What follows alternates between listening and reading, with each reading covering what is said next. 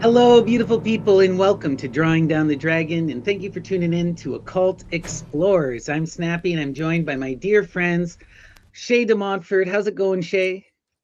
I'm good. I'm good. We just got a little whinger here. He wants more breakfast. Oh, beautiful. And so, my dear yeah. friend, Leslie. How's it going, Leslie? Oh, you're muted, Leslie. I'm muted. I'm Yeah, good. Yeah. beautiful, beautiful. So today we're going to be diving deep into chaos magic. So just a quick little trigger warning for this particular episode because we're going to be getting into some kind of wild, magical, anarchist craziness when we're getting deep into the chaos magic. So just be aware we're dealing with some real radical philosophy and ideology, and it may get a little wild. Not for everyone, but fun nonetheless. So today, what I want to show you guys. I was talking to both of you. So like Shay, you have a real familiarity with chaos magic, though you're more from a hermetic perspective. You Oh, grew yeah. up with the whole thing unfolding around you. And Leslie, you don't really have any experience with Not chaos magic. much, I mean, I used to go to the esoteric book conference. All those guys are doing that. Mm, I've Mm. been peripheral to, I think, any number of magical communities. They were probably that falls under that umbrella. What they were doing at the sex cult and to a certain extent, I mean, I grew up in California, so. right, right, But right. I was saying I didn't know anything about it, and I had a cram, and then I had a meeting with the my former students who became teachers, who I gifted the school to, and I was saying I didn't know anything about it, and she started giggling, and I said, "What's so funny?" And she said, "Well, this whole thing is that?" And I'm like, "What?" And she's like, "That's all we do is chaos magic, Leslie." I'm like, "Oh." She says you taught a class in sigils, and I couldn't remember having done it. So Oh, Mm. wow. That's yeah, Mm. hilarious. yeah, Well, a lot of this chaos magic stuff, right? This is the thing. We're talking about the basic roots of one of the things what we see with chaos magic is it takes we have to define it right. It comes out of punk rock, it comes out of the 1960s and 70s, and it comes out of postmodern reactionary philosophy, right? So right, you take these kind of things and you apply it to the traditional magical systems, and you come up with this wild chaos concept. yeah, It's really born with this group called the Illuminates of Thanateros, who were operating around this really magical bookstore in downtown London called the Phoenix. And they created a magazine called the New Equinox, sort of inspired by Crowley's Equinox magazine. Mm. And Mm. they would publish these radical philosophical essays. And the big thing within this particular group was we don't want to be into this idea of performance and ritual and pomp. We want results. We want people to show us what they're doing, and we want people to be serious. yeah, And we're taking this anarchistic perspective, right? The idea is belief in magic. All of these are tools, and tradition by God. Tradition doesn't matter. Rules don't matter. Whatever works is what matters. yeah. Yeah. See, Is I the Yeah. thought idea. I was just an anarchist, and this was like unschooling, Right, But right, it right. turns out, right? Like I thought I wasn't cool enough. Like you have to dress all in black, and you have to be into BDSM and like Mason adjacent. I didn't know that that's what I was Mhm. doing. That's very Yeah. confusing. Though. I'm gonna have Yeah. to learn where it comes from because Right. it's clearly like the Crowley work. It's the water we swim in at a certain point because it had such a Mm. social impact. Mm. Absolutely. And this is what I kind of want to show today is that what we're going to do is we want to dive into the roots. So for this particular series, we're going to do a series of different parts. So this particular episode, we're going to focus on the antecedents of chaos magic. So what Okay. led Yeah. into chaos magic? Well, we're going to define chaos magic from its creator or its most important philosopher, which is Peter Carroll. And then we're going to sort of see the people that led to Carol. So we're going to look at Alpheus Levi and Transcendental Magic, which is the most important Western occult magical book of the modern age. It revitalized the alchemical tradition, and it created the modern magical tradition, right? And then we're going to talk about Crowley's book 4, which is the most popular magical book of all time.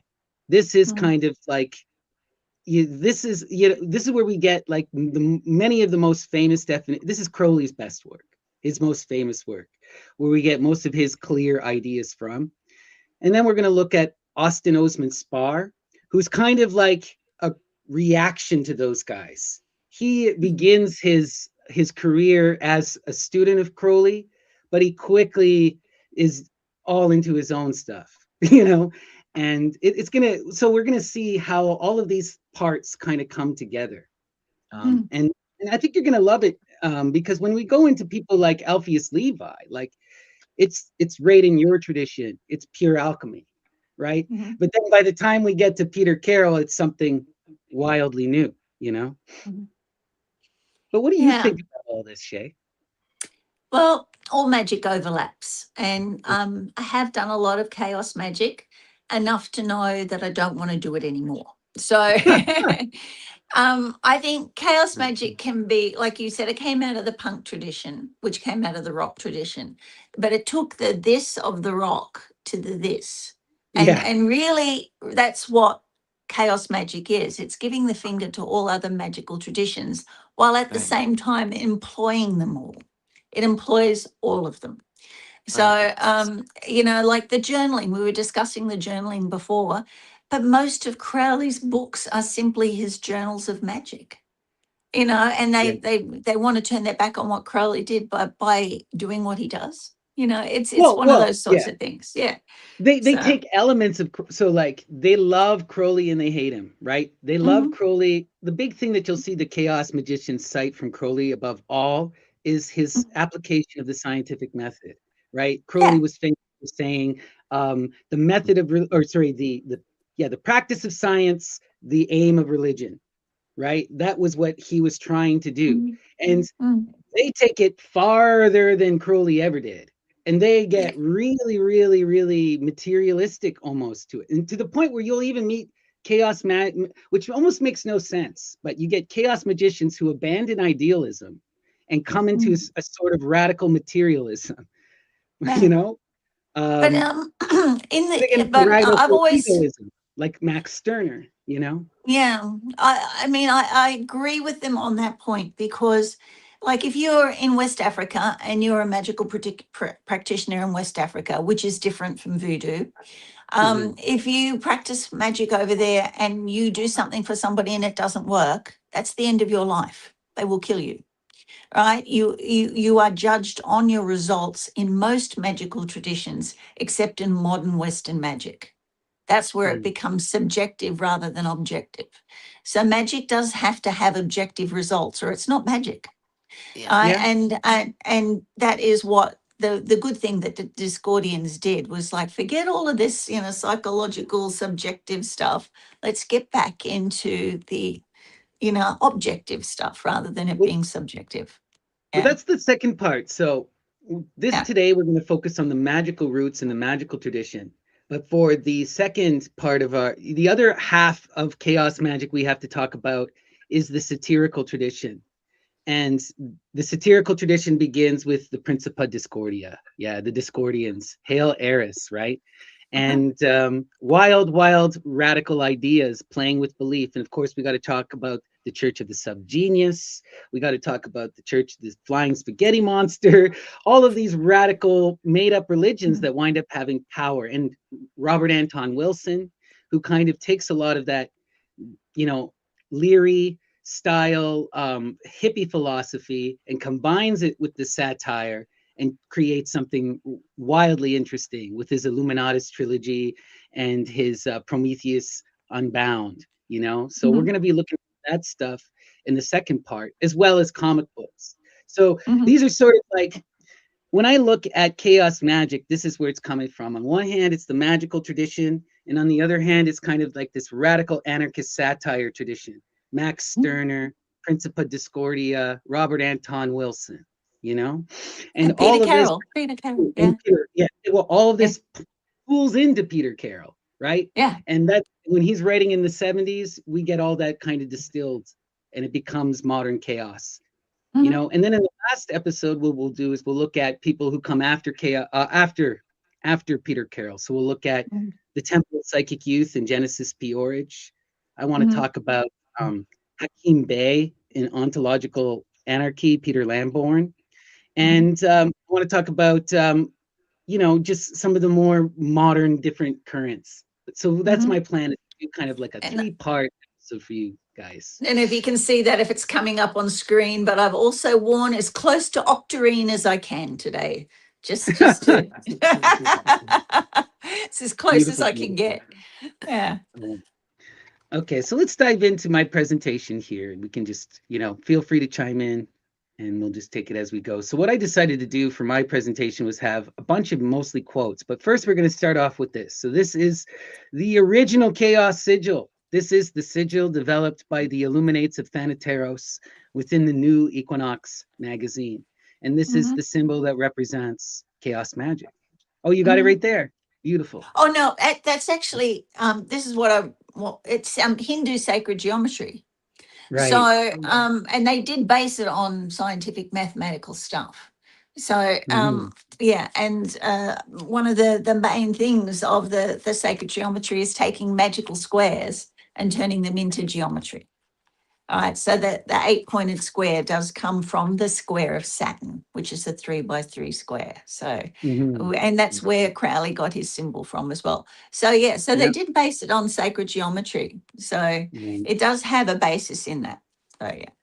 Yeah, Crowley's is interesting, the unicursal hexagram, because wild magic, all that kind of math magic. But yeah, for sure, this is the thing with especially with the Illuminates of Thanateros, we don't get the most intense rejection of tradition yet.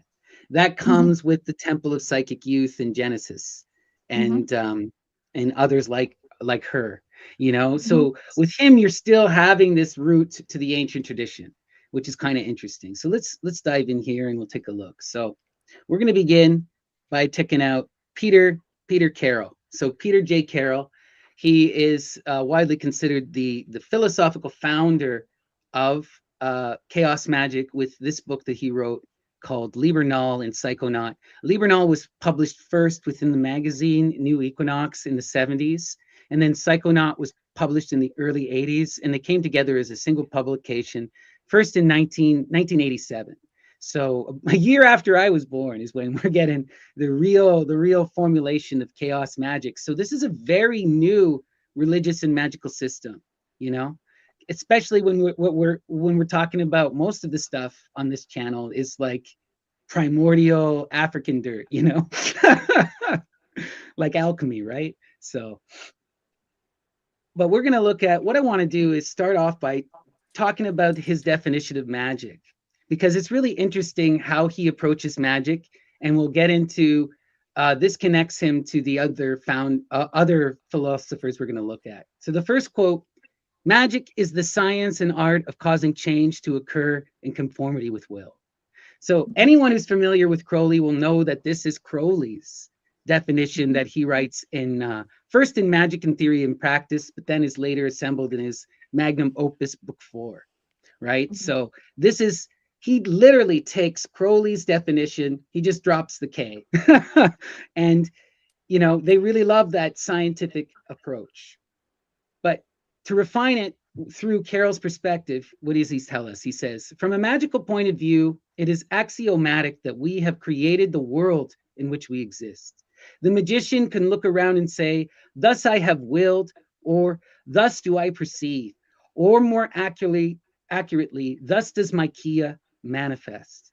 So this word Kia is actually borrowed directly from Austin Osman Spar, right? And this is what he terms, is the word that he uses for the concept of the astral light, the astral agent, or the holy guardian angel from Crowley, right?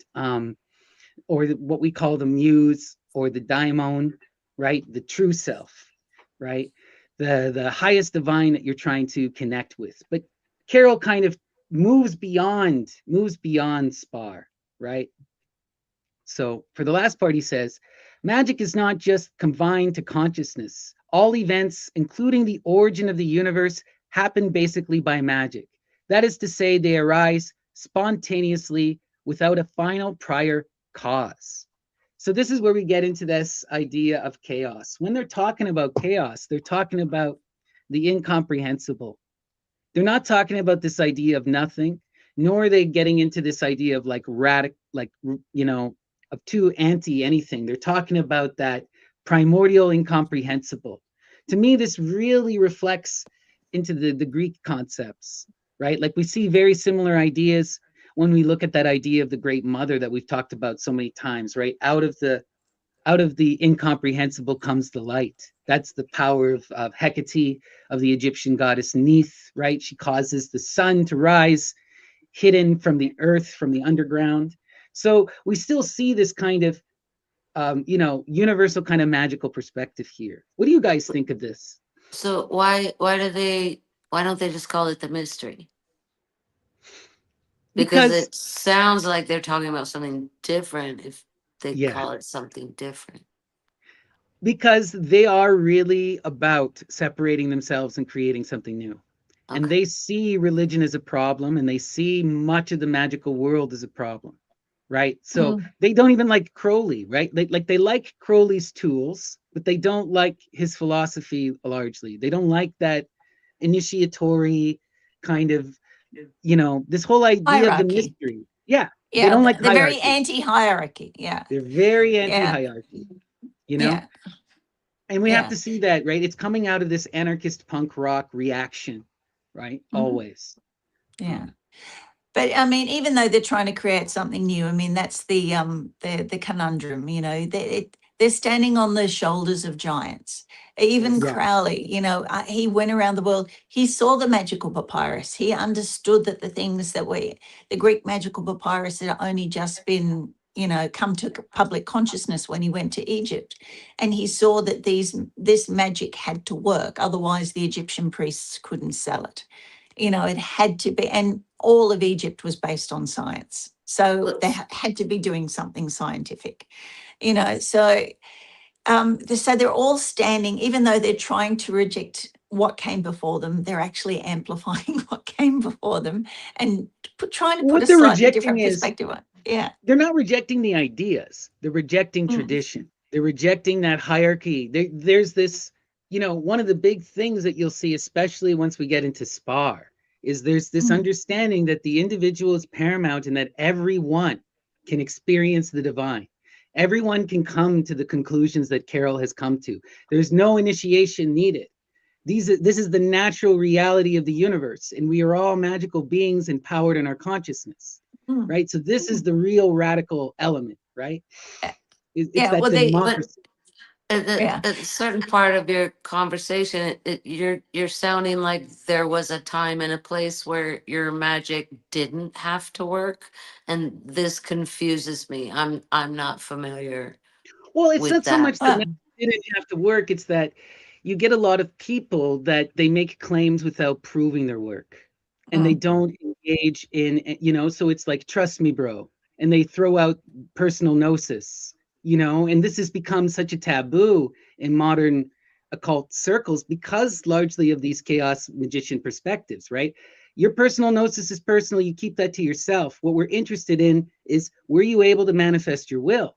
Can you prove that exactly. you I did it see. right and that it That led kind to of thing. I and that it see. Yeah. led to an action, right? So this And was the and big, while and while they're doing that, they're also acknowledging that everybody lives in their own personal universe and their own yes, reality is their own reality. I yes, mean, it was really the beginning of, like, organized religions are trying to force a particular framework upon you as this is the only point of view. And it was the beginning of us acknowledging that there are as many different religions as there are people. yeah, Everybody views everything differently, right? absolutely, But but the difference is, when something doesn't work, blaming it on the subjective experience of the person rather than the objective experience of what's actually happening in the world around you. But then is that your right. world or somebody else's world? But if it Well, overlaps into somebody else's world, then it's worked. Absolutely, right? One in the many, Yeah. but the one for us as individuals is paramount, right? And we Mm, have to, in Chaos Magic, they tell you got to confront the one first. You got to or you got to confront the self first before you can mhm, ever face the shared universe. You know, but yeah, there's this whole thing too that we have to think about in terms of, again, this comes out of punk rock. So a big aspect of all this is poser, right? People playing and pretending and claiming that there's something that they're not. yeah, Authenticity is absolute at this time in history, right? So mm, that's what these guys are all trying to prove, that they are authentic, prove that they can do what they say, and prove that they're not just putting on a costume, right? mm, yeah. And, anti-glamour, the punk world was anti-glamour, but it Yeah, became glamorous in its own right. And the word yeah, glamour is a magical word. If you're throwing a absolutely. glamour, you're changing your appearance, you're altering what's going on around you. It is every fashion model practices magic because she does glamour. Yeah, And they were anti that, but in the end, the punk rock scene had its own glamour. So It as sure much as did. they right. tried to reject it, they still manifested it. Yeah. Well, this is Yeah. the thing, right? This is the thing, right? Even as they go into ego, eventually they come out of it into non-ego, right? And It's then go just back into ego again. yeah. Well, that's part of the alchemical process, is it not? Yeah. So, Yeah. but let's see. So he gets into the will, which is also one of these essential elements that we see to the post Crowley traditions, right? Alpheus Levi and other people talk about will, but it's far less paramount. This idea really takes its root with Rabelais and with Alpheus Levi. Um, the earlier magical tradition, it was kind of understood. It's more implied, you know. So, but let's read what Carol has to say about the will. So it says, will is not willpower, virility, obstinacy, or hardness. Will is the unity of desire. The unity of desire, right? So they're really talking about what Crowley would call the true will. So when they're getting into this concept of will, it also has to do with this universal concept that there is a way in which we can move in harmony in the universe. There is a way in which I can be a star and you can be a star and we don't collide, right? And that is a very Crowleyan idea. And Carol's kind of playing with this. Like everyone, if we are truly living in a harmonious, willed way, we will be in pure beauty, you know? And that's what they're striving for. But the problem is, there's that lesser individual will. And what they're trying to get people to come to is this cosmic will, right? So continue here. It says, the will can become magically effective only when the mind is focused and not interfering with the will. The mind must first discipline itself to focus its entire attention on something meaningless, on some meaningless phenomena. If an attempt is made to focus on some form of desire, the effect is short-circuited by lust of result. So the other thing that they were really get into, Peter Carroll, is this idea of lust interfering with will, right? And that the true will comes from this primordial childlike wonder place. We see this within the Dionysian, and you see this explicitly within Alpheus Levi, right? This concept of the will for them is far more related to that almost Tao flowing with nature idea, right? So you have to break free of lust and actual want. The key here is to be following where you're meant to go. And if you're truly connected, you'll be living pure joy, right? Does that make sense? Oh, yeah. Mm, yeah. So the magician, we'll read this last line here. It says, the magician therefore seeks the unity of desire before he attempts to act. Desires are rearranged before an act, not during it. In all things, he must live like this, as reorganization of belief is the key to liberation. So it's reorganization of desire is the key to will. So this is where Carroll really gets into his own stuff. So what Mm, he's getting at, and we see this explicitly within Sigil Magick, is there's this idea that you got to drop out of mind. That is, if you're too focused in the ritual you're doing, if you're too aware, then your lust and your mental limitations will cloud the results of your judgment of your magic. So there was this understanding that you had to release your magic into the universe and let it exist separate of yourself, right? This is where we get into a lot of this idea of the daimon and the thought form and servitor. I know you don't like that idea, but right, they're creating these willed acts that then have a life of their own. And if you put too much thought into them, then you'll manipulate them and ruin the result, is the idea. Yeah. So again, wow, lots of good concepts there. And again, going back to that time, I mean, when the internet first came out, we all thought that was going to be the ultimate disruptor. Because there was a prophecy, there's an ancient Welsh prophecy about a god of chaos called Ogmius. And he was like a Herculean figure, and he had a club, and he would go around, and if there was a problem, he'd go in, and he was the force of chaos that would basically sort it out. But he would sort it out not by swinging his club and hitting people, but with words. And Ogmius was also the Welsh alphabet. It was like the tree alphabet, where you can walk through a forest and based on what the trees are doing, you can read letters. And so we were thinking when the internet came out that it was going to be a thing where this new form of writing, this Ogmius, would come out that would be the disruptor, and that everybody could have their say and everybody would be a star. And now it sort of has gone that way. Like we have got things like YouTube where we can all have a say and everybody can have their 5 minutes of fame on the internet. But by the same token, now that new form of writing is trying to be controlled as well.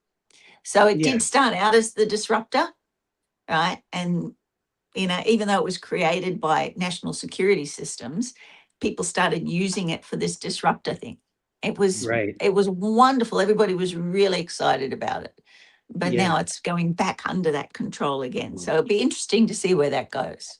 It's interesting too when we look at we'll get into this once we get into some of the later chaos writers, but like a lot of these chaos magicians have radical ideas about technology, and they're really don't, and like for example, Hakim Bey, Peter Lamborn, he invents this whole idea called technopathy, or like it's technopathocracy, and it's idea of technological sickness that has poisoned and disconnected us from the Mother Earth. And that all of this technology is actually a form of control magic expanding upon, the Bible and all this other kinds of control magic. So you get people who talk about that. Shit, though. Yeah. Yeah, exactly. Right. So you get people with that perspective. And then you get these wild transhumanist chaos magicians who are fully embracing the technology, and they see it as the fulfillment of the human will, and that ultimately we have to transcend the bonds of physical limitation, and that is in a magical act. So ask Elon Musk. It's his philosophy. right. Both of these are coming from the you can see both of these perspectives within Chaos Magick, which is just, this is why chaos is so hard to talk about. You got radical people returning to the earth, and you got other radical people who want to go to the stars, and they're reading the same books. Yeah, which is just kind of weird, but hey, it's very chaotic. I'm starting to understand why the word chaos. Yeah. Yeah, right. You're starting to understand why the word chaos. Yeah. All right, let's keep going here. So the will may be strengthened by one other technique aside from the concentrations of magical trance, and that is by luck. The magician should observe the current of his luck in small, inconsequential matters, find the conditions for its success, and try to extend his luck in various small ways. So I just thought this was interesting. And so there's this idea too within Chaos Magick of, there is that external universe that exists beyond your will. And you have to, they term it as luck, but later writers get really into this idea that we see in the earlier magical traditions, right? The magus has to tell their story and convince the spirits to support you. This is the same thing from my perspective, except they've reduced the spirit to luck, they reduced the muse to luck. But even the chaos magicians who don't want to engage in this can't fully remove that element, Yeah. So, yeah, well, that's Nike, isn't it? Like Nike is like the goddess of luck. So Yeah. they are Well, appealing to a victory, yeah. goddess. Yeah, victory and luck and games Yeah. of chance and stuff like that. Yeah. Yeah.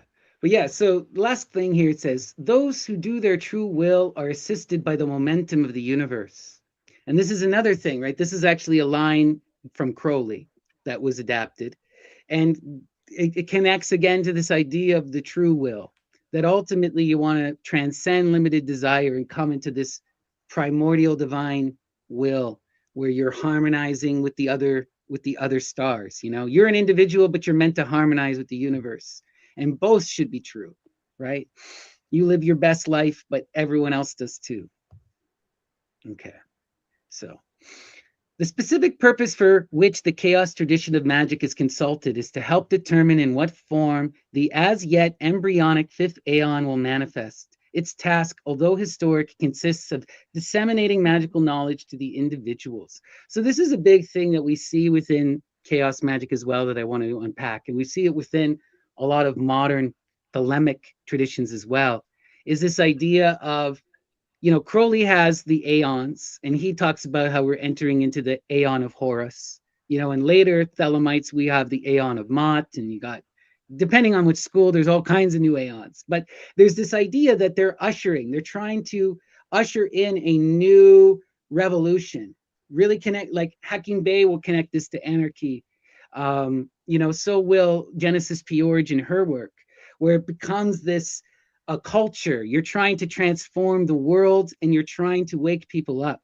Like that's a huge part of Genesis P.'s work, where she is invested in bringing about this reformation of the pandrogyne, the positive androgyne, and helping people heal the wounds of gender violence and separation of the self. So you get all these wild, really wild revolutionary ideas within this kind of chaos magic current. Yeah. And you've seen the parody of that called the Panda Giant. They've got the pictures of the panda. Yeah. Oh God. Yeah. Yeah. And I mean, that's it's so black and Chaos white. Magic. They will, yeah, that's right. And they, I mean, but that's Chaos Magic. They will parody everything. It is a Yep. parody. Yeah. Right. Yeah. We will be getting into the satire next week, right? The satire Mm. is equally important, right? Mm. So the next line here, it says, magic is the raising of the whole individual in perfect balance to the power of infinity. This could have come right out of Iamblichus. To me, I wanted to highlight this because this sounds exactly like the Theurgists, right? Mm. This is the great work of Alpheus Levi as well. So there's Yeah. still with Carol this connection to that earlier ancient alchemy and theurgy, right? This one, it says, the transmutation of the mind to magical consciousness often has been called the great work. It has far-reaching purpose, leading eventually to the discovery of the true will. Even a slight ability to change oneself is more valuable than any power over the external universe. So this is a big thing you'll see with the chaos magicians, is they're obsessed with this idea of breaking of patterns, radically transforming the self. We see that to its absolute intensity with Genesis, who cuts up her body and becomes a woman trying to imitate her lover, Lady J, right? So we get all of this kind of like, radically reforming the self, and this idea that we constantly have to be in this self recreation. And that's how we lead to discovery. And that's how we come into the true self. That if we become bound by tradition or images of the past, if we stop evolving, we're essentially dead and we can't live our true will. But I thought you said it wasn't about internal transformation. It was only about Well, this making is where shit it, happen. well, no, it's like you got two kind of, so this is where it gets weird with Peter Carroll. So at the front of his book, and what gets mostly promoted and what most people pick up, is the sigil magic, the will-based magic. Yeah. But as you dive deeper, he gets you into the true will concept.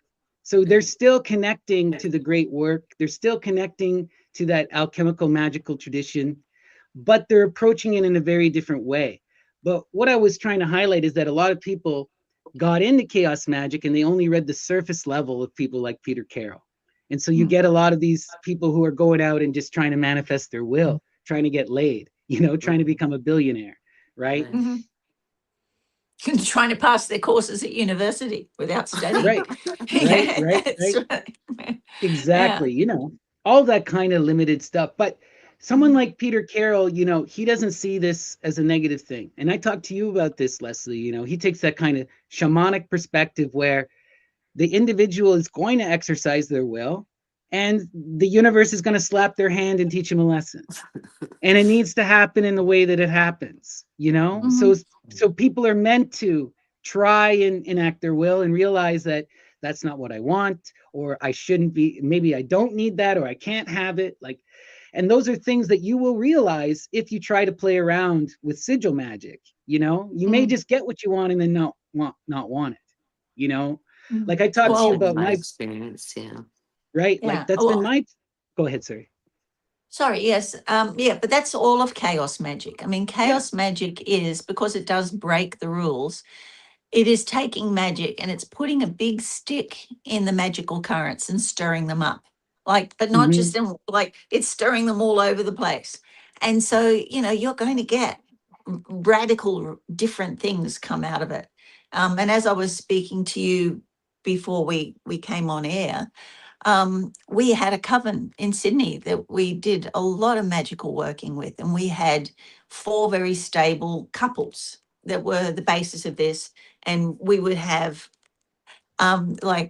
40 people would be most of our public workings, but we could have up to 300 or 400 turn up for some of our workings at times.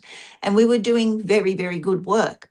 And then Kale, one of our members, we used to have his coven stead at his house, got into chaos magic. He made us all popes of chaos. So issued us all with our official pope card, because everybody who practices chaos magic is a pope. So and when he stirred it up, um, all the relationships except yeah, all of them broke up except for mine and my husband Ken. Right. But we saw what was coming and we grounded the energies. We were like, okay, we can see this tidal waves heading towards us. You can feel it, like being in the ocean and surfing. Like you can either get pulled out with a rip and drown, you can struggle and swim sideways across the rip, or you can get up on top and surf the waves back into the shore. So we sort of felt those waves coming and went with them rather than against them. And we were the only couple that survived as a couple. And the couples ended up in a very messy, chaotic breakups. And 2 of them died. So, yeah, so you've got to be really careful what you do when you stir things up without a clear outcome and a clear structure, which is what happens with this chaos magic. Yeah. So that's Yeah. why I decided to step back from it and do more structured magic again.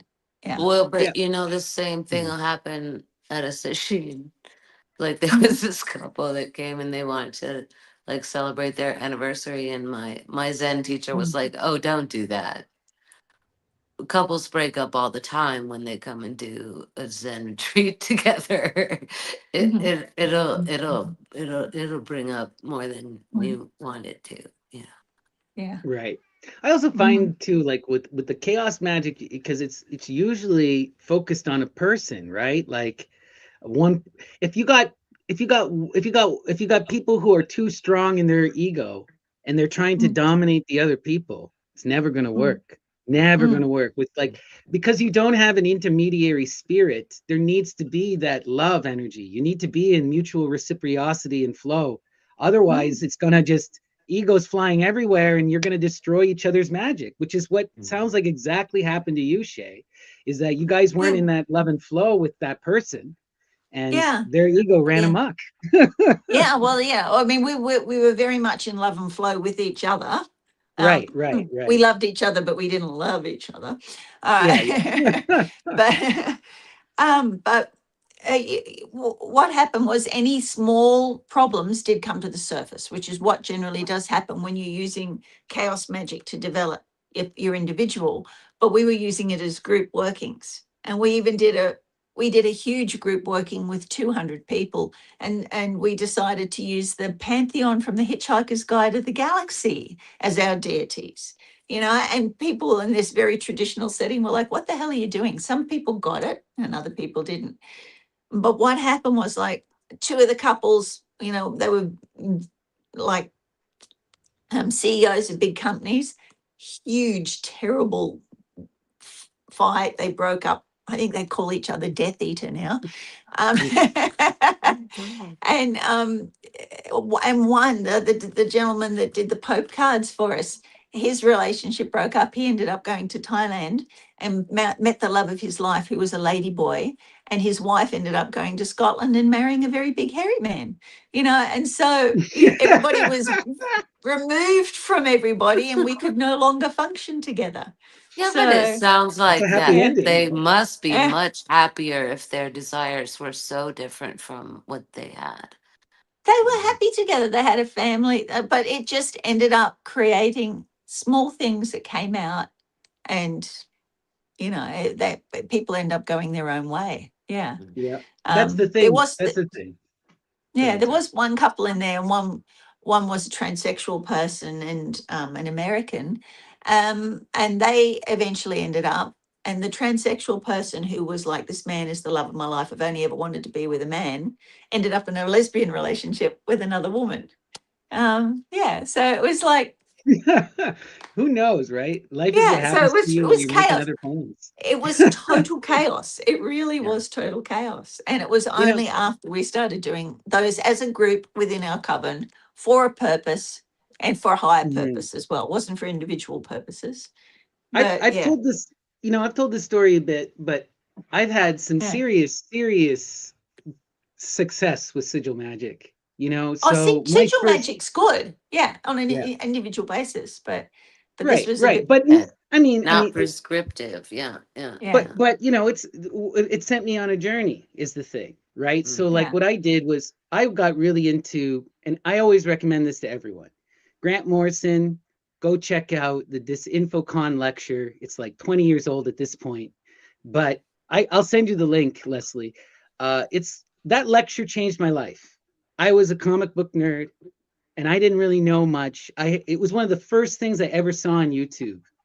I was like 16 and it rocked my entire world. It introduced me to so many concepts and I've never looked back. And it one of the things it taught me was how to do sigil magic, and I did sigil magic and I became a professional body percussionist. I got on the Tonight Show, I did a commercial. Now, I had that skill. I could do this on my own. It didn't give me the skill, but it made me go viral to the point, like within a couple days, it radically changed my whole life. But Mm.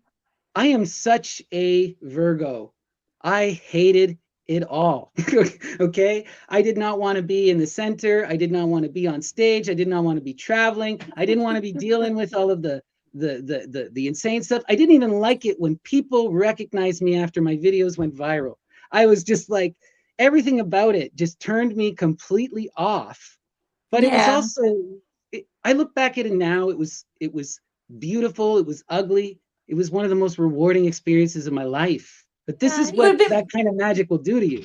It'll much send easier. you It would have been much easier for you if you were a Leo. right, exactly.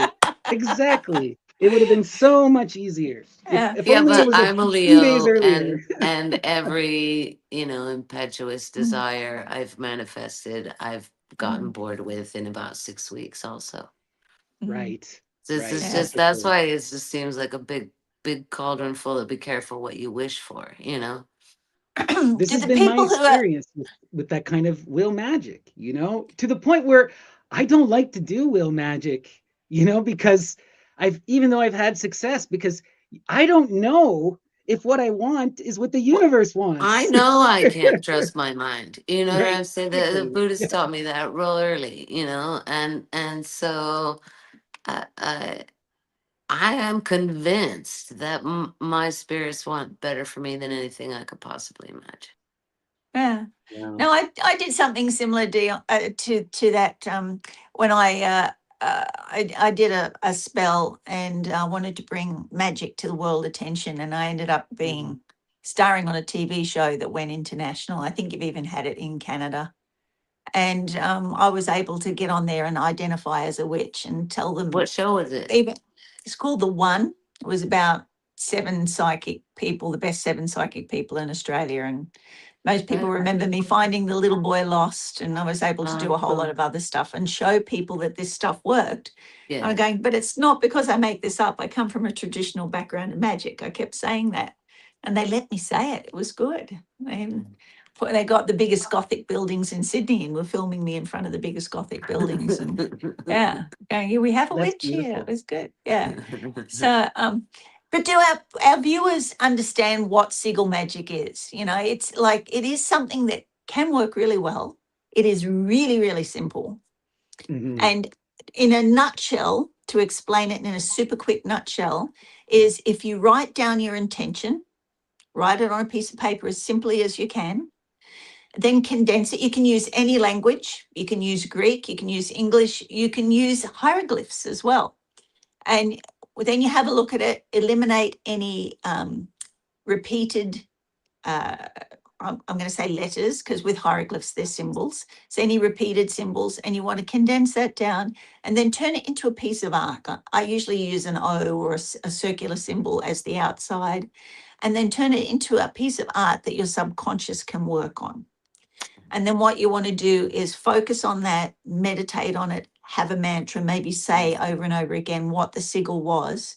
With the Temple of Psychic Use, that would actually put the sigil on a big piece of paper, put it on the white noise on a TV, right? And let that go into your subconscious. But the idea is to Yeah. get that symbol into your subconscious so that you are harmonizing with the universe out And there. this is where it gets interesting, because that's the real hard part that people struggle with, is you have to enter into an ecstatic state. And you Mhm. can do this in a variety of ways. Like the Temple of Psychic Youth in Grant Morrison, they recommend the orgasm, because Yes. most people can Yeah. have an orgasm, and it's fun and it's simple, and you can do it on your own or with a partner, you know? So this is Or a several really easy partners. way. Yeah, it's an easy way. Like, stick the sigil on your partner's forehead, stare at it, and then come together, you know? Yeah. This is the That's what the thing, like, Beatles wrote about. Come right, right. together right now. That's what it's I know, about. wild Yeah. stuff. So, But but yeah, yeah, and that I teach that orgasm. with tantra. Mm. You know, if you have a signal, and then you can anoint it with your amrita, with your sacred juices afterwards, and you can either put it in a place, meditate on it, or burn it and release it into the universe. That Yeah, does See, like, work. so but now anyway, I'm remembering that the class I yeah. taught on talismanic magic. But when you say Mm, that, I'm Mm. mm, thinking, you have to take the magic square and draw your little lines, and then you're going to turn in this amulet you're going to wear on your black outfit. Like mm, the Yeah, that's far more there's traditional, but it is connected to that, but it's mm. also reinventing it in a very modern subset, right? Well, if And you're this making sigil art, magic that comes that directly mm, from that's Spar, a much broader scope. mm, right? Yeah. mm. Like the big thing with Spar is he was all about spontaneity and really getting into like this kind of magical Ecstatic creativity. state. Yeah. So he was Yeah. all about these ecstatic states, and he used to do, Yeah. like, for him, his big thing was called the death posture, where he would stand in this way with his arms back, and like it would, I can't, I'd have to find a picture for it. But what it does is it forces you into a state of where you can't fully breathe, and you start to cut off oxygen to your mind, and you'll enter into like a ecstatic trance state, or you can hyperventilate and pass out. He was an intense dude, but this is what he was doing. And he would get into these states of, it's the same thing as an orgasm where your mind stops. But he claimed Mm. that by doing this death posture, he can maintain it for minutes at a time. Yeah. You know, So, yeah, there you go. She's doing it. yeah. Yeah. Yeah. And you So, would go into this place where he would totally break down all thought and be completely one with the self or the mm, universe. And it's mm, from that place, then he would start creating art. So you'll see, I'll have a picture that'll show later where he'll close his eyes after he'd enter this state for like a minute, then he'd pick up mm, his paintbrush and start painting with his eyes closed. And mm. so half of those ugly drawings that you see that you didn't like, I love his art, but they're I like do too. single Yeah. line figure drawings that form and merge and have these really fluid forms, and it's Mm, really wild. mm, And he was all about, he created his own hieroglyphic system. he did all of this kind of, he had all of this sigil symbol magic, right? And he Mm, had this whole idea called the alphabet of pleasure. mm, And like his thing was also just breaking down morality. Like he was all about sex and love and the feminine tradition. Most of this stuff he claims to mm, have learned from prostitutes, and he loved the prostitutes, and that's what got him in the end. But you know, mm. he was a In beautiful, he what was an interesting sense? guy. He got What got sick. him? He Oh, got you got sick. No one syphilis. knows for sure, you know, but as far as I read, but yeah. And he's lost a lot of his money. He spent all his money on this kind of stuff. But an interesting character. But we'll get into him in a minute here. But Mm. Yeah, I mean, and he did base it on that, like when you go into the death posture, like if you've been sitting at a desk or if you've been painting for ages, you want to stretch back, it does give you a reset.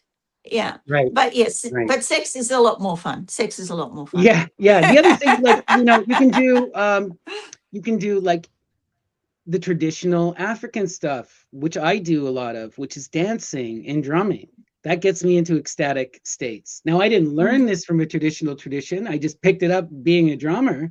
But you mm, can enter an ecstatic state through dancing, easy, mm, no mm. problem. You know, you can enter that ecstatic state through meditation too. If you, Yeah. it takes a lot of practice, but people Yeah. can do that. You know, the And point rhythm is you and want to get into that no mind. But the what I found is the orgasm is the most easy for 99% of people. yeah. Some people also do the pain stuff, like cutting themselves, but now you're getting all gross. You can get sick. Mm, You could uh, seriously hurt Yeah. yourself. You don't need It's to, messy. It's right? messy. Right. Like, you don't Somebody's need to got do to that clean it stuff. up. Yeah, you don't need to necessarily do that. But and but some it's chaos magicians also do.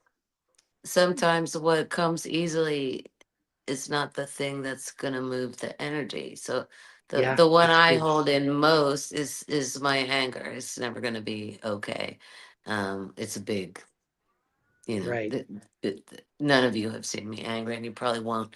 But when I lose my shit with my spirits and I throw a fit, they laugh at me, but it moves the energy because that's the energy that is tamped down Mm, in me.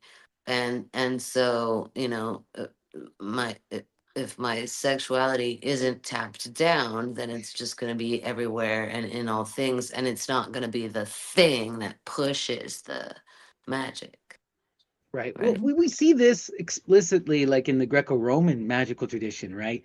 Demeter is the archetype of the ultimate magician. And her great magic is calling the dead back to life, and she does it through anger and rage and But madness, yeah, and right? so Mm, That's how she does it, and the yeah. laughter, because you what really does it is she That moves was from that rage into laughter. You know, you uh, gotta let uh, that uh, anger go and then come back into reality. it is But that's what yeah. ridiculous, yeah. it is Yeah. ridiculous, right? Life Yeah. is ridiculous. But you know, part of that joke is like when you look at if you look at the hymn to Demeter, you don't get this. You know, the hymn to Demeter tells you that it's this goddess who tells a joke that makes Demeter laugh. But in the Mm, terracotta and the occultic traditions, her name changes and she becomes known as Bubo, which is the vulva. And what it is the girl lifts up her dress and shows her vulva to Demeter. But here's where it gets really magical. The baby is winking at her. The baby is coming out of the vulva because the mother is pregnant. And so this is also a distinct realization for Demeter. Her child will be born again. Mm, We mm, all mm, resurrect. mm, And that's why she mm. starts laughing. And that's why she breaks out of the rage because she realizes, yes, I am going to call the dead The back to life. circle of love. Right. And mm, she sees that in the child of Balbo. But it's this mm, absurd, ridiculous moment. You know, the woman mm, literally flashes her.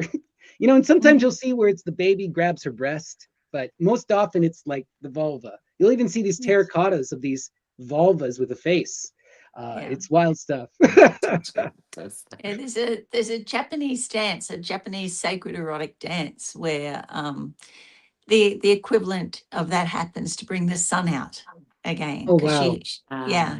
so she hides behind her brother is having a fit. Her brother, this thunder, is throwing so she hides, and so uh, the goddess, I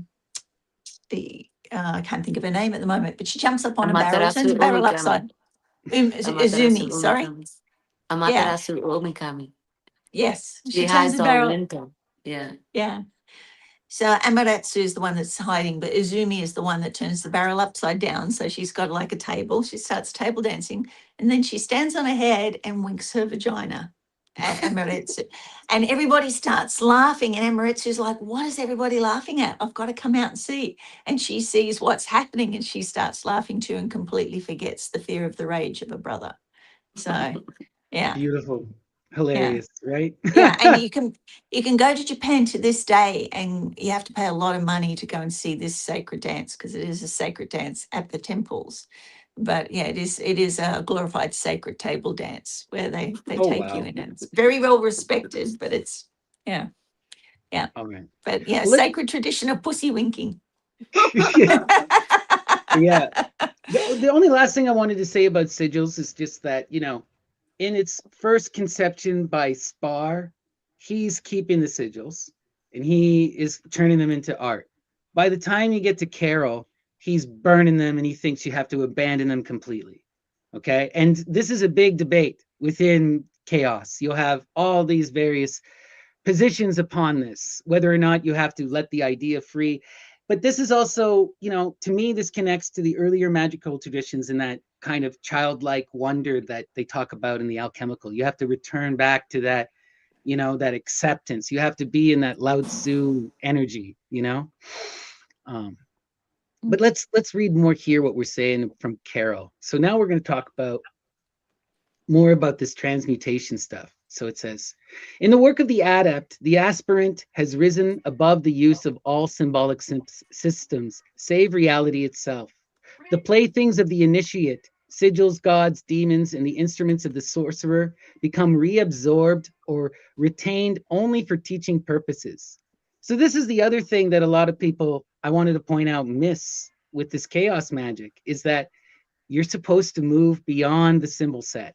You're supposed to move beyond the will magic.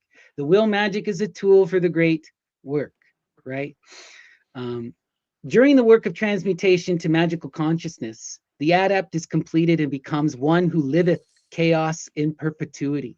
The force may take the adept anywhere, perhaps to project the requisite personality dualities and gather persons to form autonomous satraps of the Illuminati, or perhaps simply to withdraw manifestation from the plane of duality entirely and cease to exist.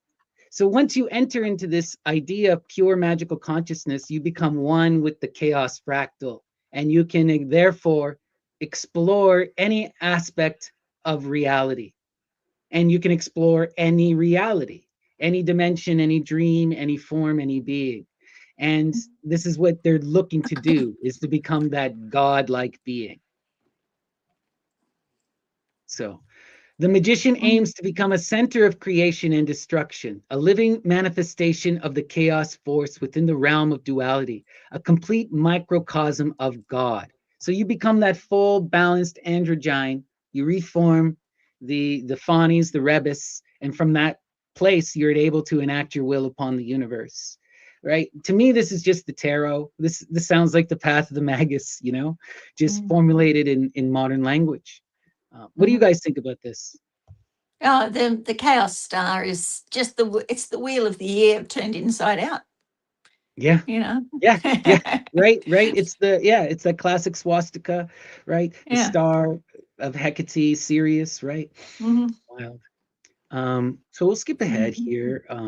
So the last thing I want to talk about with Peter Carroll is this idea of the daimon and the genius, or what he calls the agoides, right? So he's obsessed with this idea of,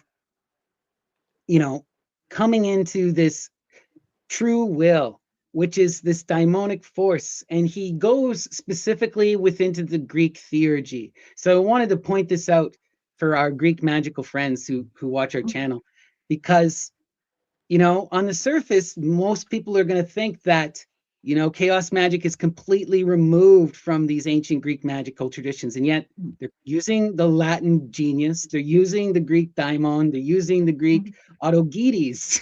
They're still very much within this tradition. Now they're also taking from Austin Osman Spar and the Kia, but there's still these roots here.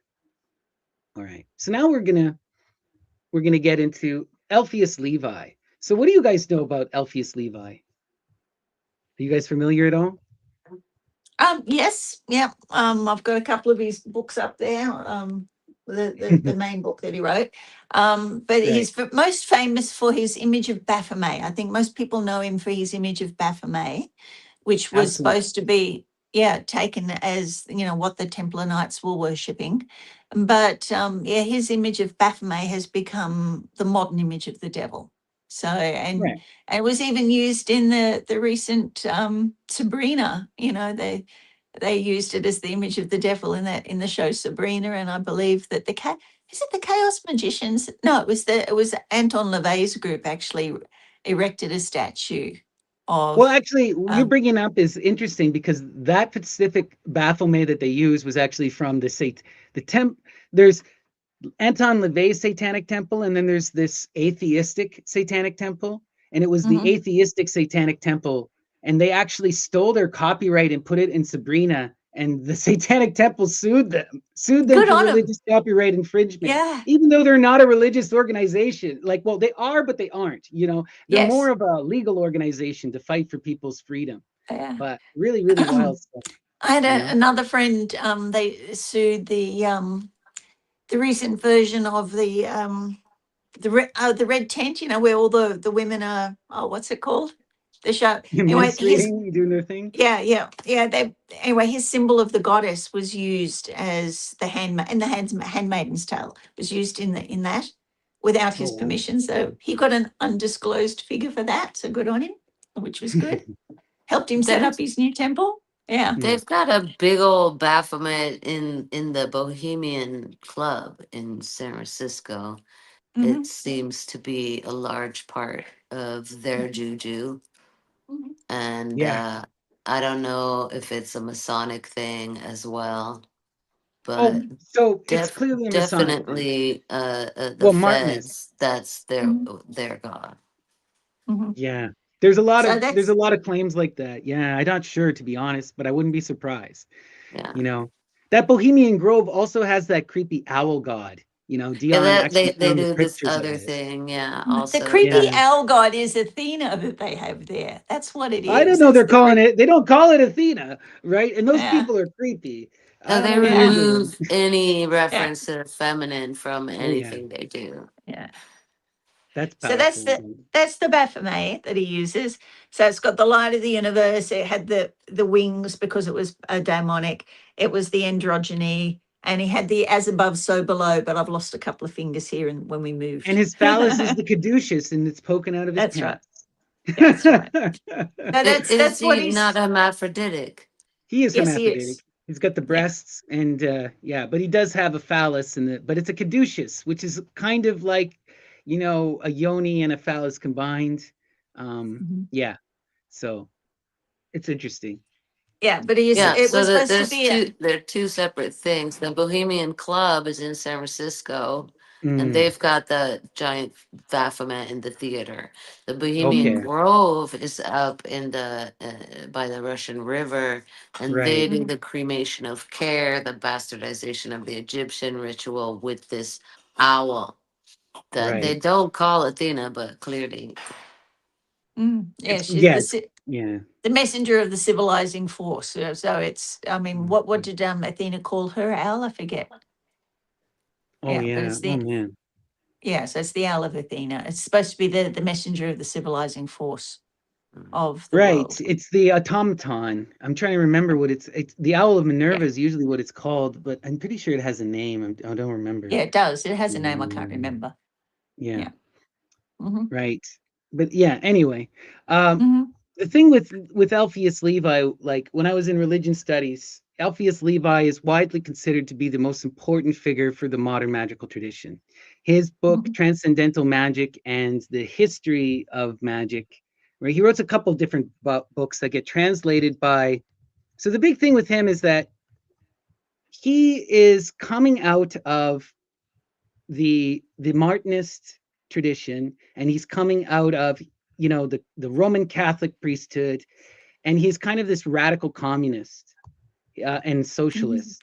And we have to remember that at this time, a lot of those Martinist Masonic organizations were all about bringing about a revolutionary liberation kind of philosophy. And so Alpheus Levi is kind of interesting because he's both radically Christian and also kind of pagan. And what he does is he synthesizes and he makes very clear into modern philosophical language a lot of the Rosicrucian, Martinist, Masonic, and alchemical ideas that have been lost. Yeah, so this is his book here with the Baphomet. She's got it there, Transcendental Magic, right? And yeah, so this is widely considered, these two of his books, The History of Magic, or Dogma and Ritual, right?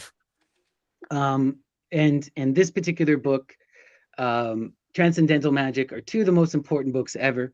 They're translated by, and for the magical tradition, they're translated by A.E. Waite. And A.E. Waite was a member of the Golden Dawn and was also one of these popularizers of magic and satanic panic. In fact, a lot of the satanic panic is because A.E. Waite translates Alpheus Levi's ideas into English, you know? Yeah, it's published by the writer company. What was he writing in? Is a French guy? He's a French guy. Yeah, French Martinist, communist, radical, really interesting character, you know, but he's still a Christian and he's constantly yelling about Satanists, anarchists, you know, so it's kind of interesting that he becomes the root of this later anarchist tradition when he's so vehemently against the anarchists, right? You know? Right? So, but we're going to get into him. So this is what Levi defines magic as, sorry. Magic is the traditional science of the secrets of nature, which has been transmitted to us from the Magi. By means of this science, the adept becomes invested with a species of relative omnipotence and can operate superhumanly. That is, after a manner which transcends the normal possibility of men, right? So it's this idea that you're transcending and coming into this empowered magic of the God. You're becoming into the Godhead. And he also connects it to the Magi tradition. And he says explicitly that this information that he's presenting here is the synthesis of Eastern and Western alchemical magic as brought together from the Median tradition. You know, and this is kind of wild because a lot of these threads has been lost, but Alpheus Levi references Medea's dragons, references the Magi directly, and gives them credit. Not ancient Egypt, but the synthesis through the Magi, right? Egypt is its ultimate root, but yeah. So let's read this here. It says, behind the veil of all hieratic and mystical allegories of ancient doctrines, behind the shadows and the strange ordeals of all initiations, under the seal of all sacred writings in the ruins of Nineveh or Thebes, on the crumbling stones of the old temples, and on the blackened visage of the Assyrian or Egyptian sphinx, in the monstrous or marvelous paintings which interpret to the faithful of India the inspired pages of the Vedas, in the strange emblems of our old books of alchemy, in the ceremonies at the receptions practiced by all mysterious societies, traces are found of a doctrine which is everywhere the same, everywhere carefully concealed. Occult philosophy seems to have been the nurse or godmother of all intellectual forces, the key of all divine obscurities, and the absolute queen of society in those ages when it was revealed exclusively for the education of priests and of kings. So he's occulting it, but he's telling you, I'm going back to the ancient feminine tradition that has been removed. And this is the true magical heart of all ceremony and all religion, right? Is this Magi feminine magic, right? For this science, said the crowd, there is nothing impossible. It commands the elements, knows the language of the stars, and directs the planetary courses. When it speaks, the moon falls blood red from heaven. The dead rise in their graves and articulate ominous words as the night wind blows through their skulls. Mistress of love or of hate, the science can dispense paradise or hell at its pleasure to human hearts. It disposes of all forms and distributes beauty or ugliness. With the rod of Circe, it alternately changes men into brutes and animals into men. It even disposes of life or death and can confer wealth on its adepts by the transmutation of metals and immortality, by its quintessence or elixir compounded of gold and of light.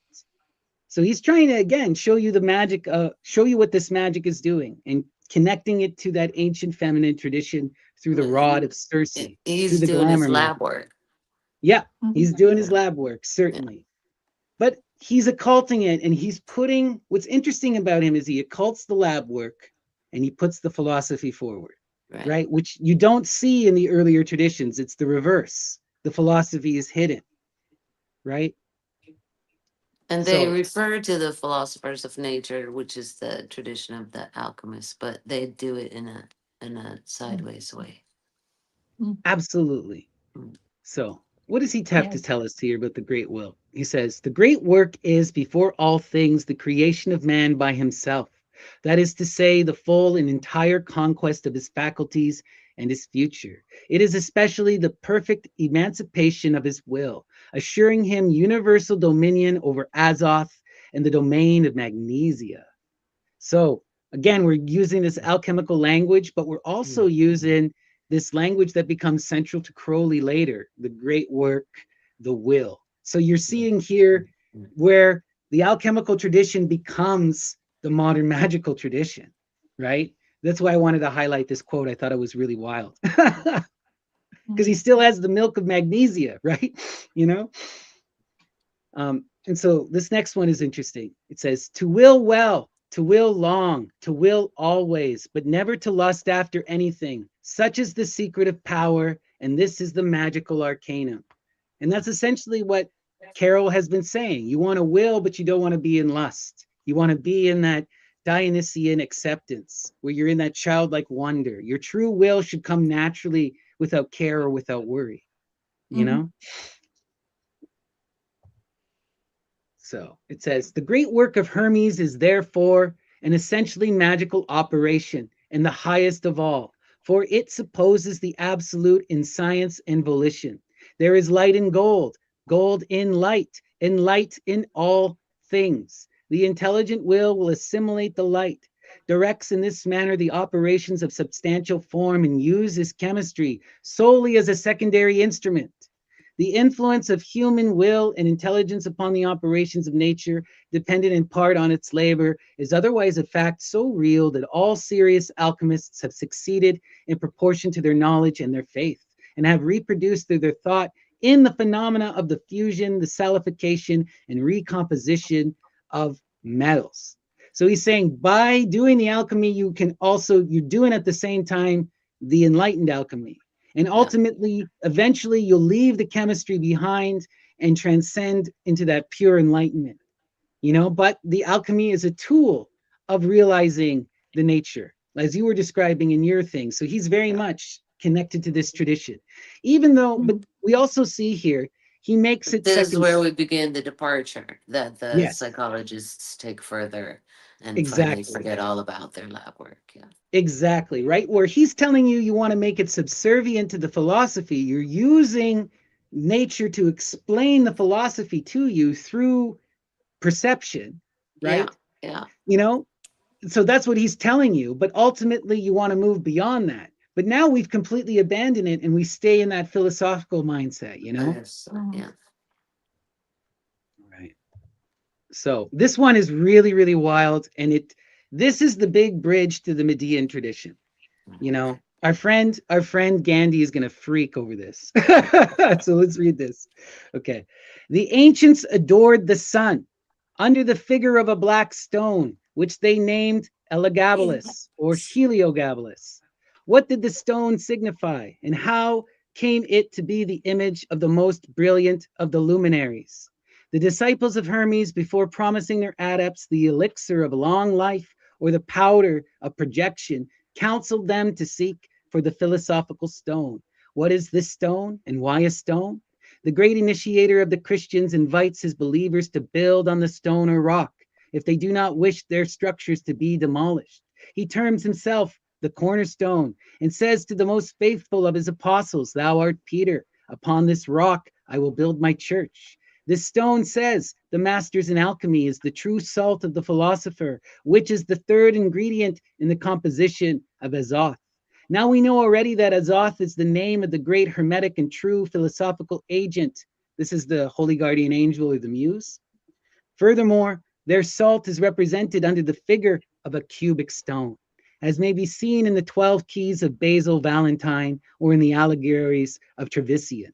Once So more, that's what is the drawing that I showed you guys, the Azoth with the face in the middle and the feet sticking out and the whole alchemical process illustrated.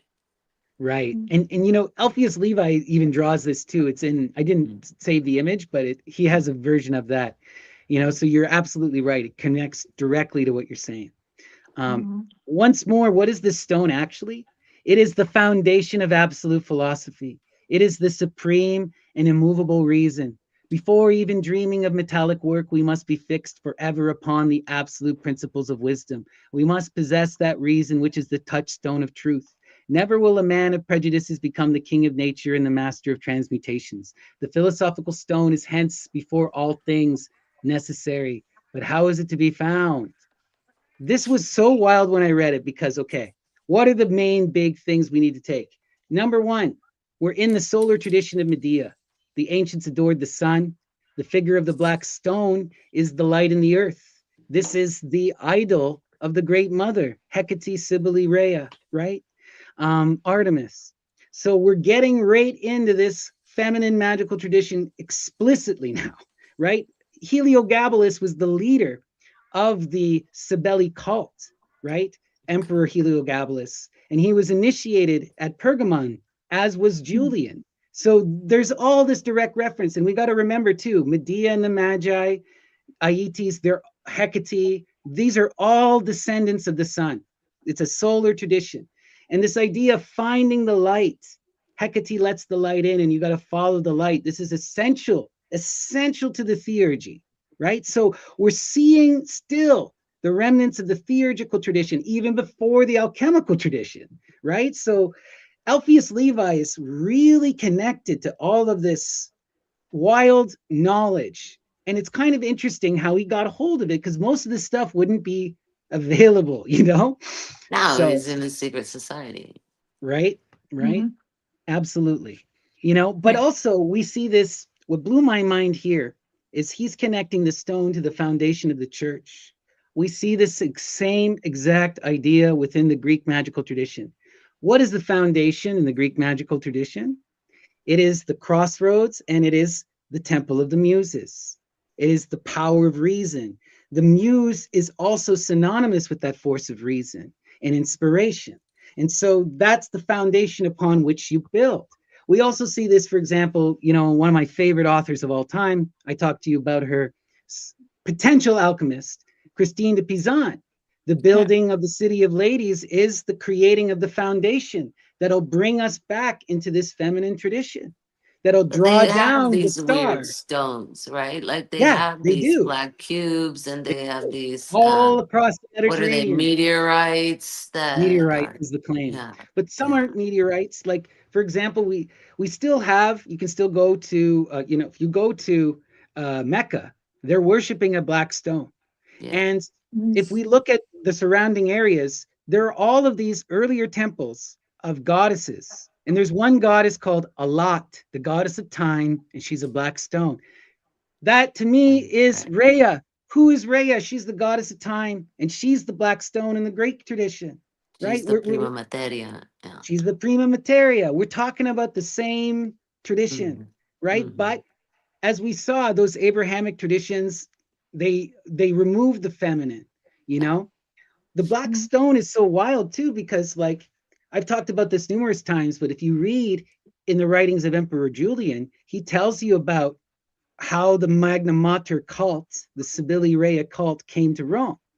And what happened was when they were when they were engaged in the war against the Carthaginians, This was an existential crisis. They thought they were going to all lose their nation, be genocided. So they, in desperation, went to the Sibyl oracles, the Sibyl.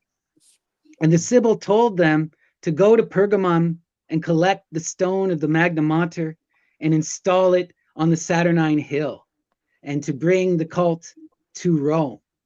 And this eventually leads to Heliogabalus becoming the emperor, who was the head of that Magna Mater cult and was a non-binary person engaged in this reformation of the divine androgyne, right?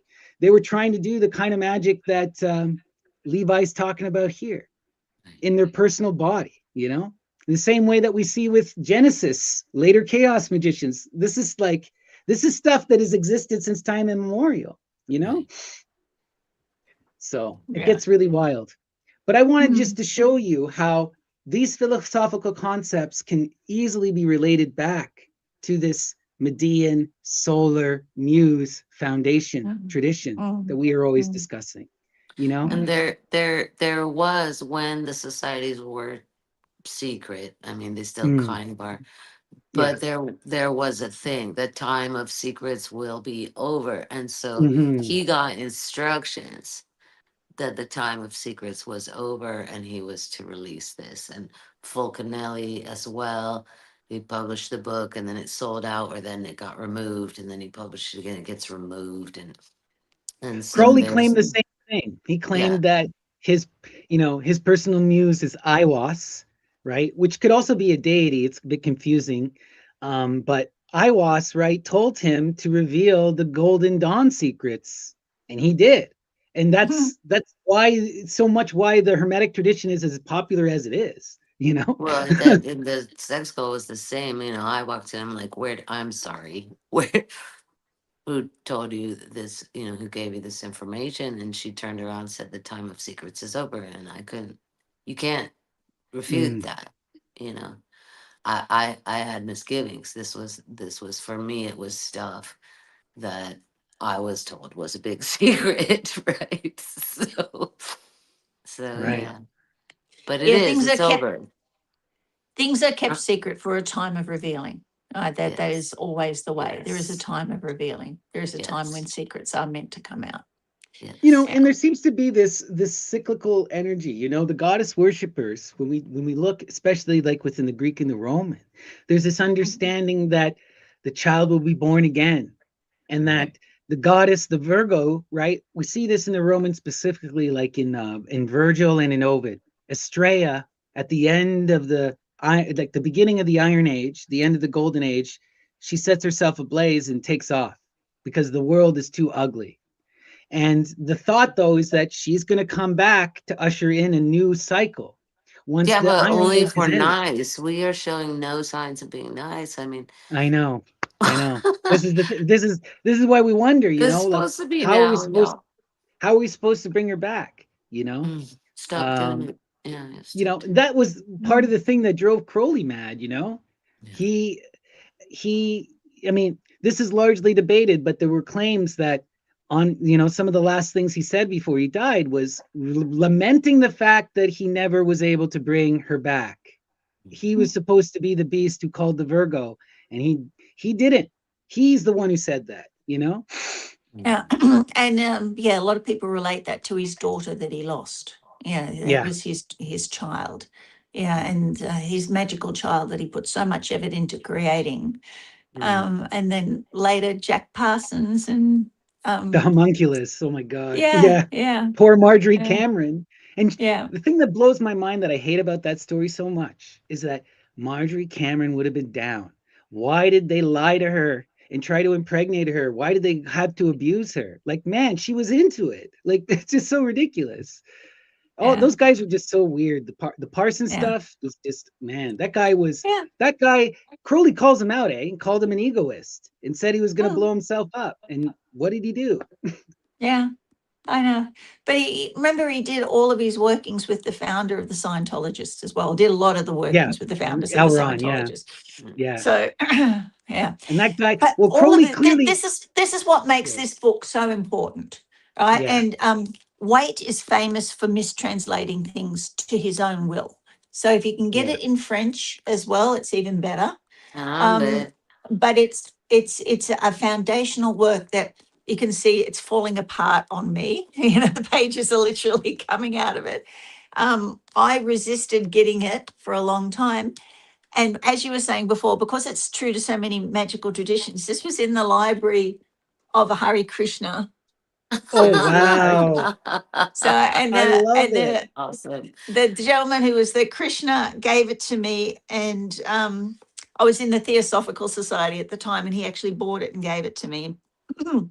And he said he had sold it, like they had a secondhand book, and he said he just sold it back, so he bought it back and gave it to me.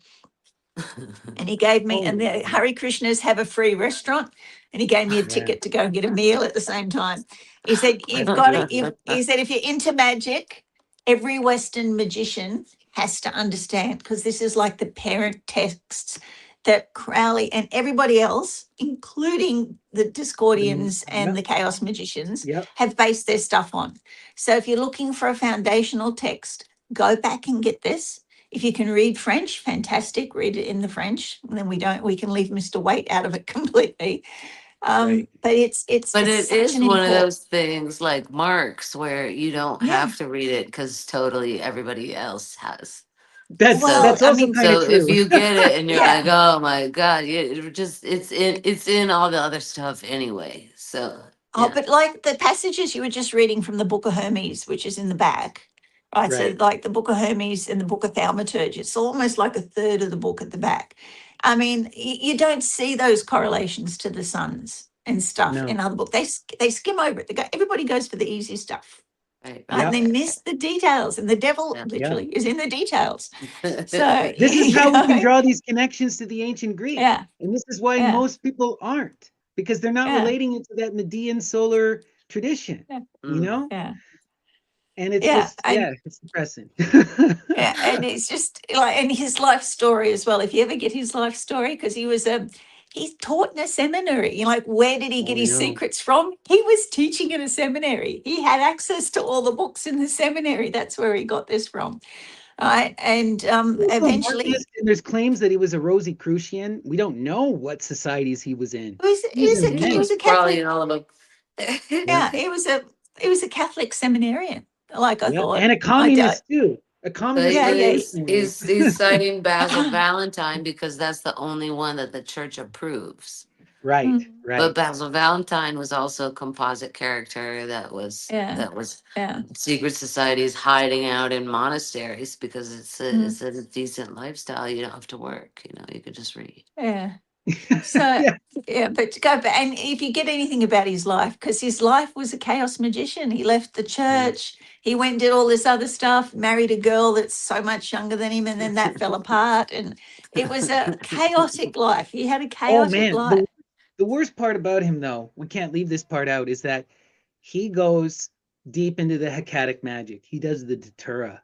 He does the Datura and he Mm. sees the demons and he drops out and becomes the last few years of his life he's back to being an Orthodox Catholic.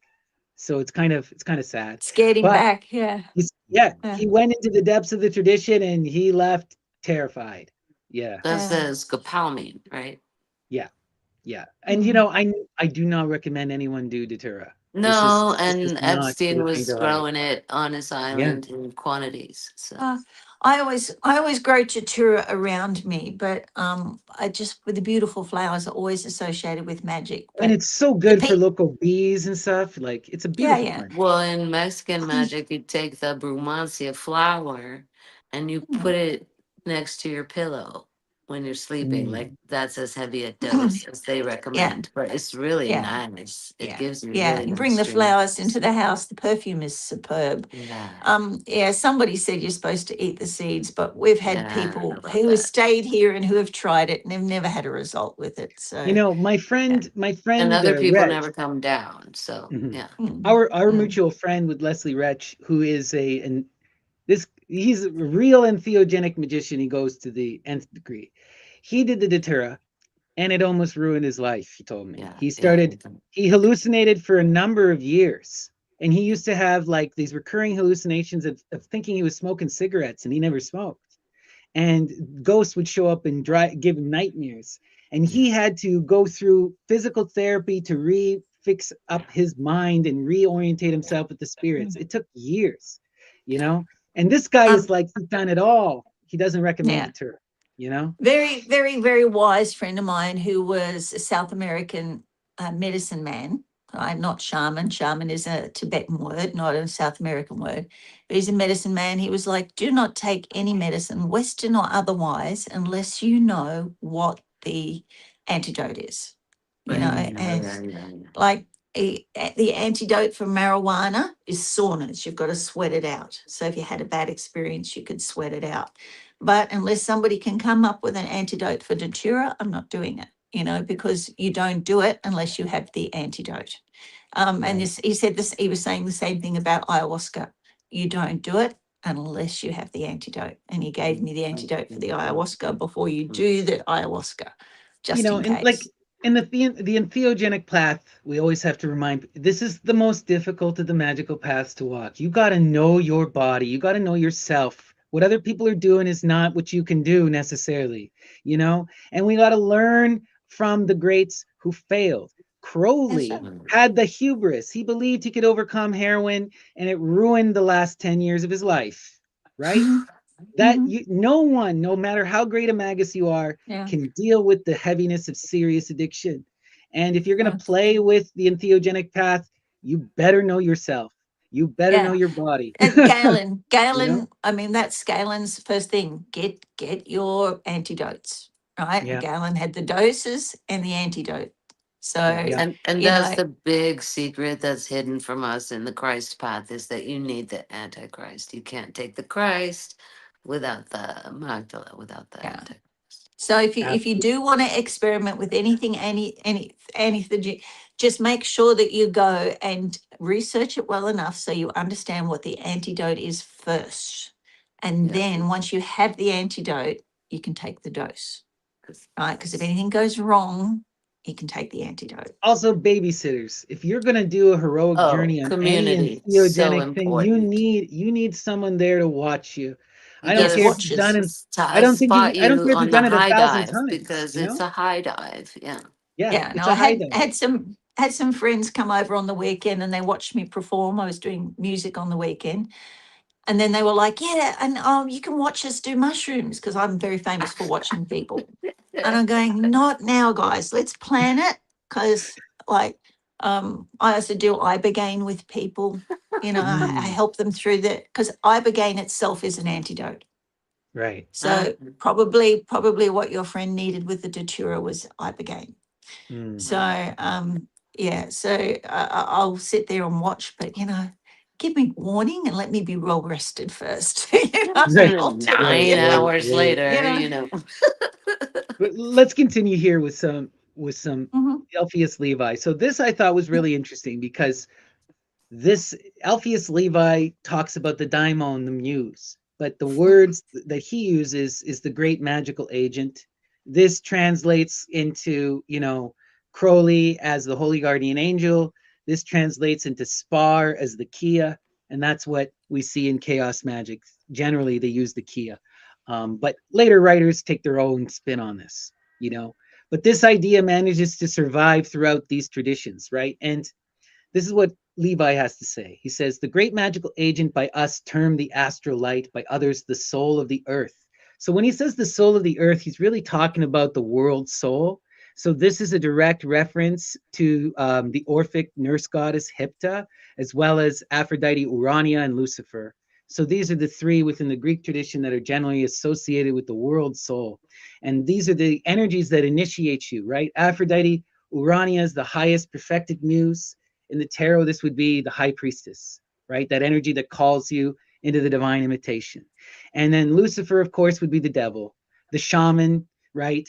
The person, the full moon who forces you to look at yourself and confront yourself. You have to overcome your limits, right?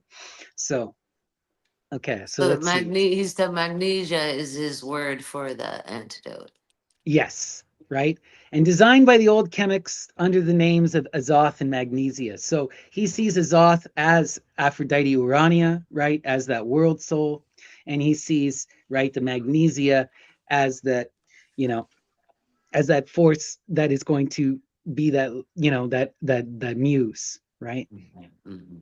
Don't know if So you can this, see that. what is that? It's the Azov. Oh, It's on. wow, beautiful. Yeah, Oh, that was cool. my original reading table when I first started reading. That was Oh, I my love it. That's great. yeah, Yeah, yeah, Leslie was showing that us the other day. That's a beautiful one. yeah, Great drawing.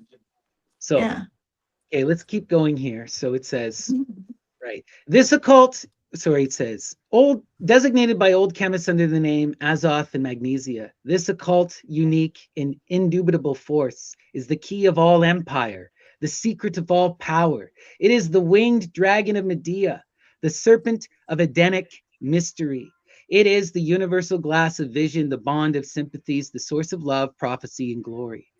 They connect the muse directly with the serpent. Alpheus Levi gets the Delphi Dracon. He understands the feminine being satirized. He recognizes it even though he's a Catholic. This, when I first read it, blew my mind, you know, because I didn't think he got it that well. I didn't think he was going to reference Medea, you know, but Oh, he that's the understands. thing. You understand there's a lot going on in those monasteries. Right, Mm, A right, lot going on. right. mm-hmm. They're not just patriarchal nightmare hellholes, you know. No, they're not just That's my saying the general Lord's Prayer perception. all over and over and over and again. Mm, Just don't believe it for a minute, you know. Right. mm, Don't believe it for a minute. mm. So Yeah. let's So, so that's but gonna it's end it. also Sorry. the astral light and the universal glass of vision. So that's relating Mm, Medea and the mm, dragon to this mm. light that brings the visions in as well. Mhm. Right, Yeah. to that Hecatic magic, because And that's what that's your Hecate ritual with means. the glass of water and the candle. Mm-hmm. Exactly. Exactly, right? Hecate is the nurse who calls the light in from the womb of chaos through the crossroads, across the threshold, right? And that's And the light on water is how life begins, and that's how where exactly. inspiration comes from. Exactly. Right. And we see this again within the earliest of the Egyptians with that goddess Neith, who is that uncreated creatrix who doesn't give birth, but instead calls the light over the flood waters. Right. Mm-hmm. And, you know, Dr. Carla says that that's the earliest version of Hecate Artemis. Mhm. Right. So really wild stuff. But now we're going to get into, you know, the most famous occultist of all time and the ugliest man in occultism. I don't know. There are some that are pretty ugly. Right. I just don't understand how this guy managed to have a sex cult. You know, like Have you seen the Hypnosis. pictures of him when he was young? Have you seen the pictures of him when he was yeah, young? he He is more was pretty. he looks like James Bond when he's young. He's Mhm. stunning when he's young. But you know, everybody Yeah, gets old, you know. I know. But yeah, it's just I Yeah, brought but it up he because was rode hard and put away wet, let's say it, you know. oh man, was he? I mean, we got to remember this is the guy who he did the cropophilia, he did the spermatophagy. He's doing Mhm, the homosexual rights, the straight right. This guy was willing to do it all, and he tried anything he could to achieve the divine.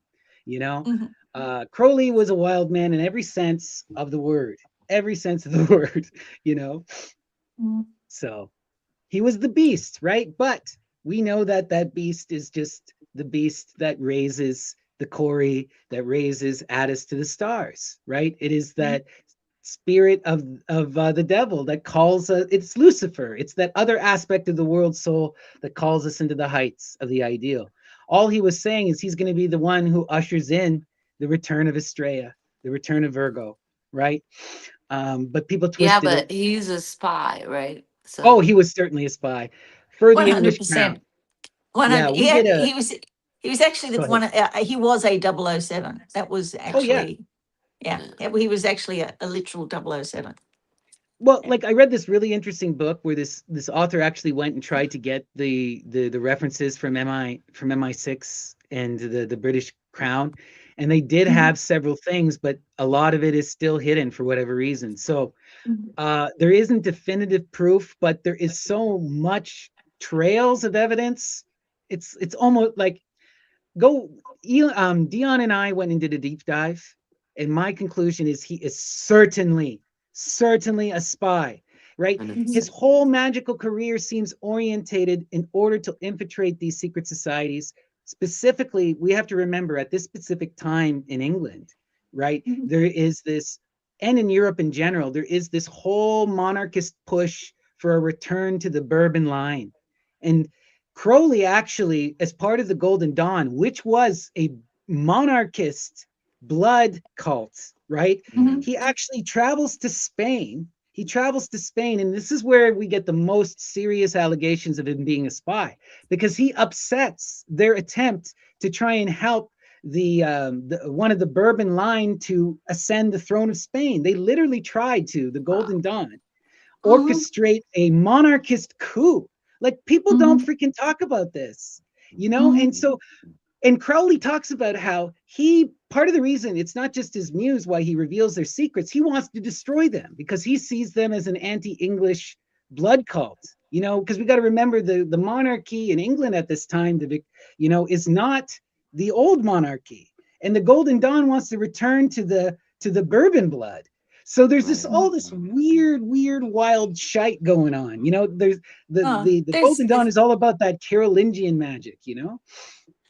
but there's other stuff that we do know he did as well, like all of the stuff that he wrote for the Thule Society. Hess, when he was captured Yeah, in Scotland, yeah. Hess wanted to come and see Crowley so that Crowley could help him negotiate a it wasn't a surrender, but they wanted to work together. He wanted them to work together. He had convinced them that he could convince the Queen to work with Hitler on a magical level so that they could overcome Russia.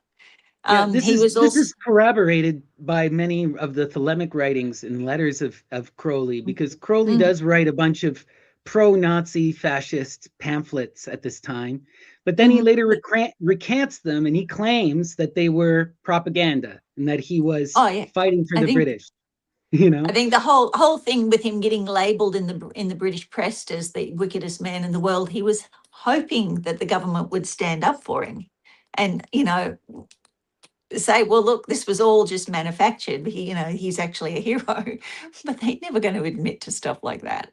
Well, and then the So other, he All felt up in completely abandoned by them in the end. well, the other it's all big up in And one. Parsons building the bomb, and yeah. yeah, Oh yeah, I mean, well, Thelema is clearly involved within Hollywood and the American military.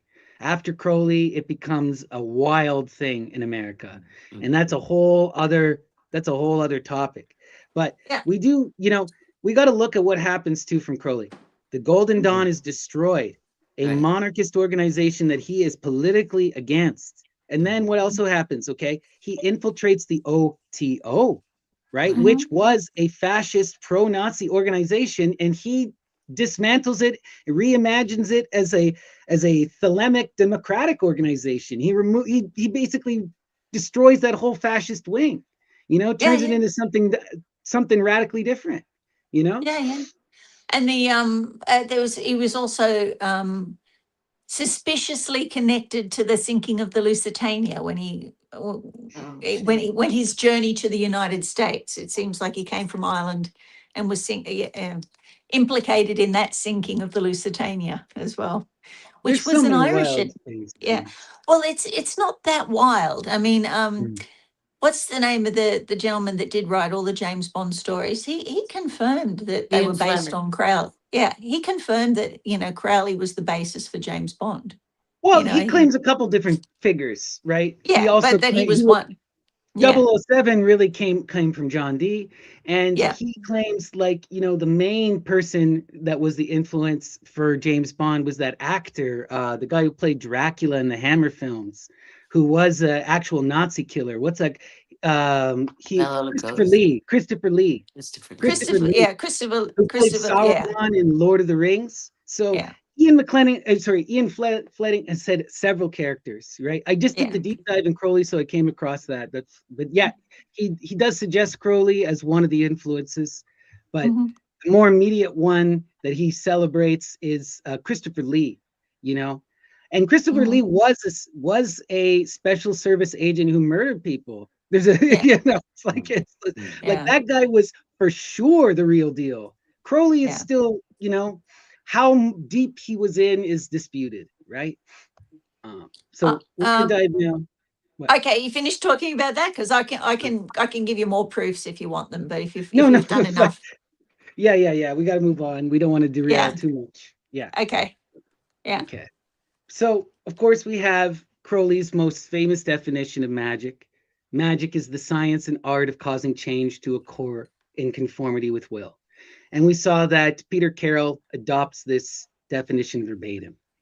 Mhm, But let's listen to how Crowley expands this and explains it. He says, "It is my will to inform the world of certain facts within my knowledge. I therefore take magical weapons, pen, ink, and paper. I write incantations, these sentences in the magical language, that which is understood by the people I wish to instruct. I call forth spirits such as printers, publishers, booksellers, and so forth, and constrain them to convey my message to those people. The composition and distribution of this book is thus an act of magic by which I cause changes to take place in conformity with my will." So now you're seeing how all of this kind of hyper sigil magic works. So I talked to you briefly about this before, Leslie. So we have the basic idea of a sigil, which is to empower a symbol. A hyper sigil is a piece of is a story, or is a some empowered piece of art that can really change reality. So Crowley writes the book 4, which Shay has there, as a mhm, portal. He writes it as a portal to change reality. It is a mhm, manifestation of his will. And we had talked earlier about that guy, Grant Morrison. I had mentioned the Chaos Magician. He writes his comic book, The Invisibles, as a hyper sigil to mhm, send himself through an alchemical transformation, and he does. Or we see this, of course, with Alan Moore. Alan Moore has talked about this several times. V for Vendetta, he wrote as a magical hyper sigil to try and spread anarchy. And then what happens as a result? His iconography, right, of that V mask becomes synonymous with anonymous. And it winds up leading to all of this kind of anarchist stuff. mhm. So really, really, But really the wild. talismanic books is a very old thing. Oh yeah, And you're very starting old. with the Emerald Tablet and going forward. And it's Absolutely. But what I want to see here is that this, though, Crowley's formulating it in a postmodern philosophical Yes. framework, Yeah. You right? mhm, can do it in a This is the paperback. Yeah. beginning of That's chaos different. magic. This is like the real beginning of chaos magic is right here, you know? mhm. And the hyper sigil with the V for Vendetta was when we had the lockdowns, right? We had the potentially a manufactured disease that nearly caused a revolution around the world, and a leaning. It definitely caused that shift to go further towards the right again and away from the left. So, which is what all happened. Alan Moore predicted this, or did he make the sigil that made it come about? So, got to be careful what you Mm, do with chaos magic. right. Right, Yeah. right. Well, I hope there's another book that he did that is my favorite. It's called Promethea, and it's an exploration of the tarot and the Median magical tradition. And Mhm, he's using that to summon Estrella, the Virgo. So I hope mhm. that sigil works. Yes. You know, Yeah, we've got to get that more out into public consciousness. Yeah. right? Everyone go read Promethea by Alan Moore. It'll teach you the Yeah. tarot. Okay. All right. So we'll get into more of his concepts. We really got to get into the will with Crowley because we saw the will in Levi, but it really becomes this all important idea in Crowley. So Crowley formulates this uh, every man and every woman is a star. That is, every human being is intrinsically an independent individual with his own proper character and proper motion, right? Every man and every woman has a course, depending partly on the self and partly on the environment, which is natural and necessary for each. Anyone who is forced from his own course, either through non understanding himself or through external opposition, comes into conflict with the order of the universe and suffers accordingly. So we see this explicitly talked about within the Dionysian traditions. You have to find that magical balanced middle path, the true will, where you are in harmony, where you're living your true self, but as part of the tapestry of the unfolding of nature. And so this is where the true will is. The true will be you living your purpose, fulfilling your desire, but in harmony, harming none, as a part of the community. And you will cause a healing for the rest of the community, you know? And says, okay, so the next part, it says, a man whose conscious will is at odds with his true will is wasting his strength. He cannot hope to influence his environment efficiently. And so what we see here is that this is where we get into this kind of Jungian psychology, right? Where it's the self in conflict with the self, the lust for desire and results, and the ego in the fear. And that, you know, in the tarot, this would be representative of like the Seven of Swords, right? The feudalistic thinking. It's that kind of energy which is the bane of will magic, right? It's that which can take you off the course, self-doubt and fear, right? So it says the magical will is in essence twofold, for it presupposes a beginning and an end. To will to be a thing is to admit that you are not that thing. Hence, to will anything but the supreme thing is to wander still further from it. Any will but that to give up the self to the beloved is black magic. Yet this surrender is so simple an act that to our complex minds it is the most difficult of all acts, and hence training is necessary. So I wanted to show this because it really explains Crowley's perspective here. So Crowley is not a chaos magician, even though he formulates kind of the chaos magician philosophy. He rejects this magic because it is lesser will magic. It's ultimately taking you out of yourself, and it's going to harm other people. It's going to lead to karma, right? Which we see Peter Carroll directly rejects. He says we need that karma. You want to explore your will. Where Crowley is like, no, you got to try and find your true will. These limited desires are stupid.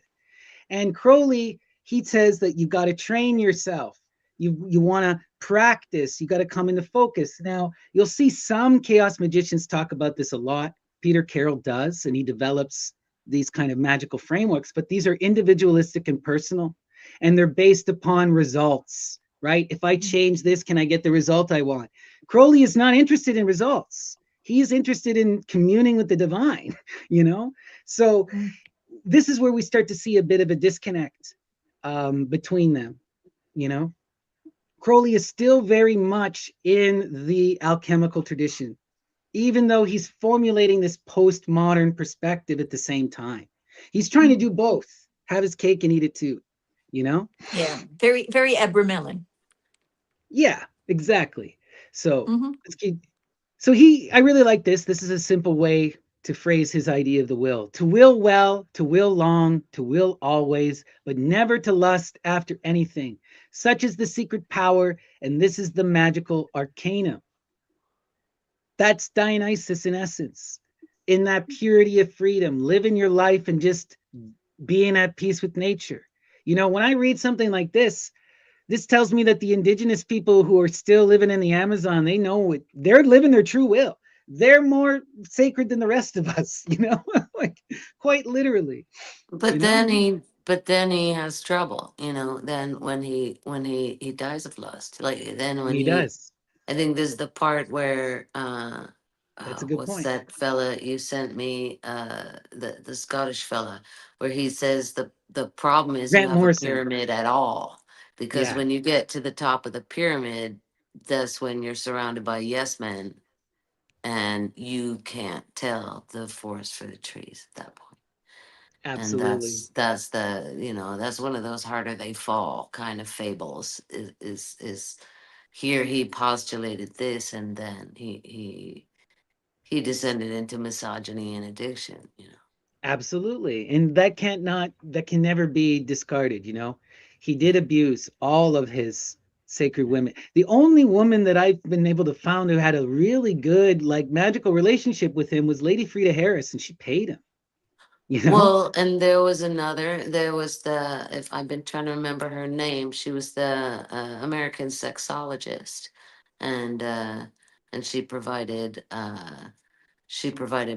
birth control, herbal birth control, and information, and she died in prison.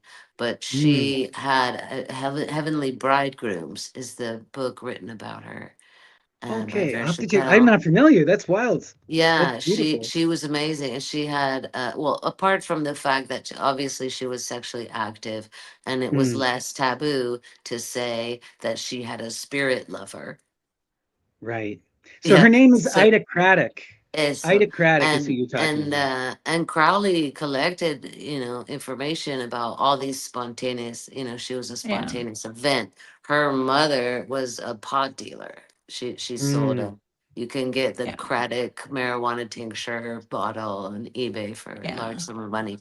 But that was really, she was a medium from the beginning, and she noticed that Mm. the people came, they brought their spirits with them, and she would interact. And so then one of the mother's clients passed away, and he became her spirit lover. And so she claimed that that's where she got all the information that she then shared with women about how to or how not to get pregnant and stuff like Yeah. that. And Yeah. Crowley But I shipped her don't. over to England to put her in a trance and take notes of everything she said. Yeah. I've actually re-released a collection of her works, all her works collected, and I do an intro to that. Yes. So if you have a oh, look, that's you'll be able to beautiful. find that. But Yeah. she was quite amazing with regard to the suffragette movement, getting Yeah. women the vote. She Yeah. used to counsel people. How she got in trouble was she was actually doing relationship counseling in the early days. She was very, very early days of relationship counseling. And this guy wrote in the newspaper, "How the hell can you counsel couples? You're a spinster." And she went, "Well, I've had many lovers, but they've just been in spirit." And that's when they threw her into a mental home after that. And that was one way of getting her out of the Well, but way. that J. Edgar Hoover was after her, and they claimed Mm. that over the mail, she gave the advice to somebody who wasn't married, and that was illegal. That was pornography, as far as Oh they my were concerned. gosh. Yeah. Such So anti-woman insanity. yeah, yeah. But Definitely she was too much very nonsense. supportive of women, and she did some great, great work. Amazing Yeah. work. But we do have Yeah. to acknowledge this issue with Crowley. Um, Yeah. But he the did other he one wasn't was the the worst of all these occultists for his misogyny, but it was certainly a huge problem. And I honestly believe that's why he failed. How can you Uh-huh. um, bring back the goddess if you're a misogynist? Just You to know? degrade her. Yeah. well, he had an Australian Scarlet Woman as well, Leda Wardell, and they've just erected a statue to her in her Mhm. hometown in Australia here. She did a she didn't really have anything bad to say about him either. Mm. So that you know, I when I things are mean, written, I always take them with a bit of a grain of salt. I mean, if my ex-lovers, there's some I that are mean, shocking, he they would abandoned get his wife. together. Okay, okay. He abandoned his wife with his child, and she killed herself. And he abandoned the child. This is what Crowley did. Okay, Yeah. Yeah. that he was awful, awful in many ways to women, and it Oh, cannot be But denied. as she's saying to oh, some but women, she, all right. So she was a really abusive alcoholic when you read her story. And he really tried to make it work with her, but He every time they abandoned got her and their child. He abandoned her with their child. Went off on a freaking journey to go climb mountains, and she died. Oh, uh, all right. So we're talking about the one in China. No, no, no. So you do understand that that was during the Opium Rebellion, and he was a spy over there, and he had to get right. him out of the country quick. So he put the two of them on a ship to get him out of the country, and the ship was less than hygienic, and the I don't daughter know. I don't contract. know. Crowley has Anyway, huge a- problems with the after feminine. yeah, There's a after lot that, of different she stories. Yeah. became she became a terrible alcoholic, and he still supported her until the day she died financially, even though she didn't need it, because she had money herself, but he tried very hard to put that relationship back together. But after the first child All died. of his kids distance himself from him. You I don't know. We don't need to get into it, but I think Crowley is largely amoral and egoic, and that is his big issue. He Mm, dies broken alone, Mhm. largely. So, but yeah, let's continue. So, uh, mhm. The supreme and complete ritual is therefore the invocation of the holy guardian angel, or in the language of mysticism, union with God. So this again connects to that idea of the astral light, the Kia, and this great work. Right, the great work is the raising of the whole man in perfect balance to the power of affinity. So we see this explicitly within the tarot, right? The fool rises up and becomes the universe, becomes that great mother energy, and this is the whole path.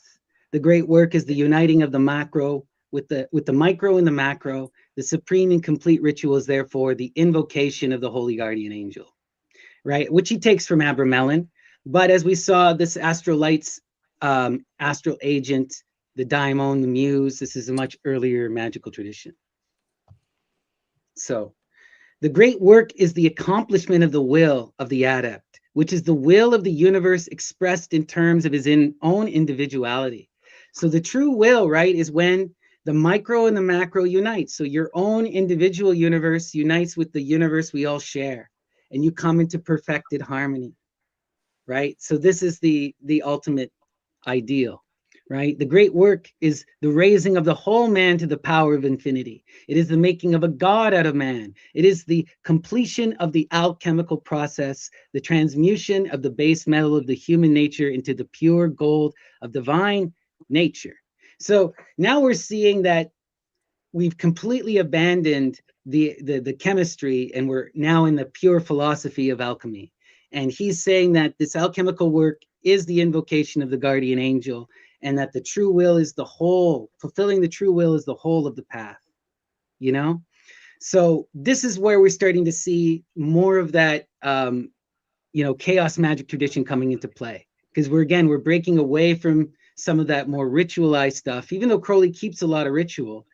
Ultimately, he's saying that we're going to leave all this.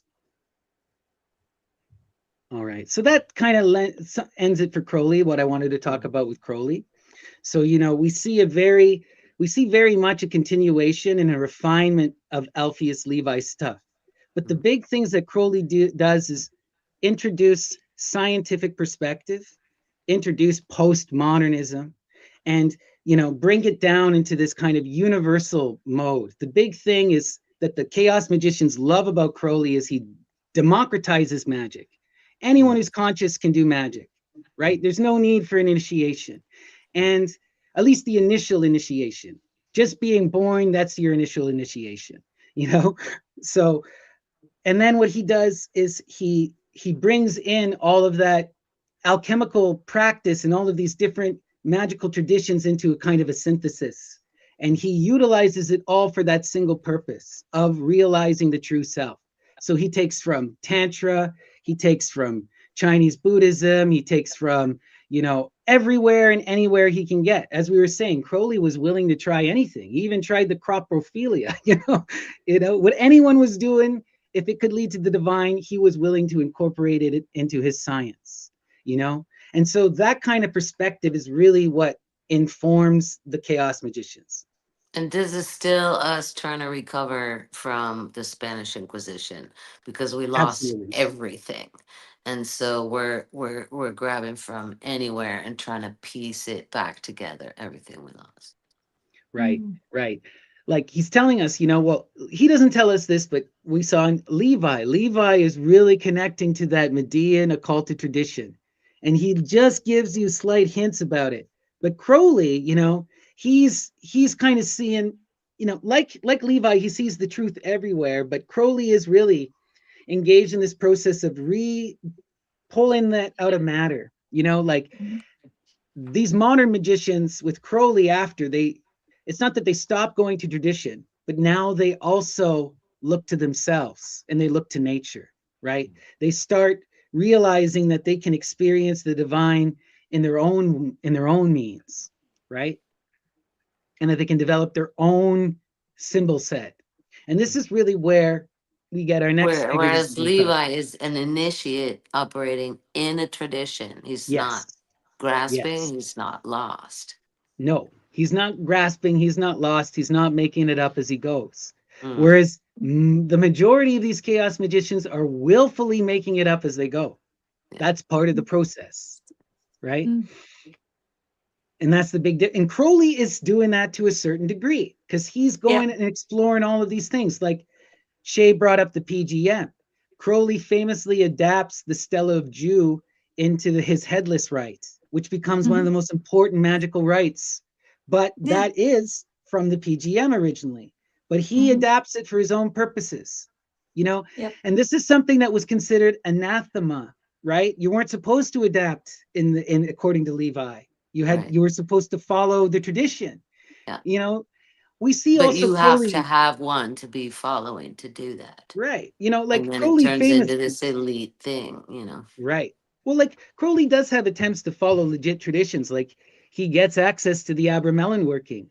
He buys the Bolskine house and he starts doing it. But what does he find? He gets bored. He can't do the 6 months work. He doesn't want to. So he gives it up and tries to do something else, you know? Oh, that's not quite how it ADHD. happened. Mm, He got involved in that whole Golden Dawn thing, and he got yeah. called away. He got called away. Mm, He was very mm. upset that he got interrupted in the middle of it. He I always know, had the but intention to go back and. later on, he also writes about it, and he says that he doesn't think it would work, and he doesn't want. By the end of his life, he's like, I've already experienced that whole working. You don't need to do it, you know. Yeah, And he it experienced can it in cause. other. Yeah, that working, like I've been to Boleskine, and Mhm, it's definitely something there, but right, it with that working, the working can cause psychosis. You're supposed to keep yourself concealed and not have any contact with anybody except the woman that brings you your food and does your right, laundry for 6 months. Six yeah, months of isolation. yeah. It's like it sends you nuts. It does send you nuts, that working. So It's you that have to kind be of very, desert father magic, It yeah. comes out of that stuff, and that Egyptian magic. But yeah, Mm. you know. But ultimately, Crowley moved beyond that. He Mhm. found himself fulfilled in other ways, right? Mhm. Uh, but yeah, it was interesting. He did So go we're now back to going to, Belliskin and complete. He did complete the mm, ritual, but it was the shortened. yeah, He didn't go back to the start of it. He just did a little bit at the end. Yeah. yeah, for sure. Hmm. So we got here now Austin Osman Spar. So Austin Osman Spar is widely considered to be the main kind of magical force behind chaos magic. He's kind of a radical individual in every sense of the word. And he is the one who really radically breaks with tradition. Where Crowley does to a certain extent, Crowley plays with tradition. Austin Spar, he abandons it. He hates it, he dismisses it, and he is all about coming into this self-love. He writes he writes a bunch of these really amazing magical books, but his most important famous one is called The Book of Pleasure or The Book of Self-Love.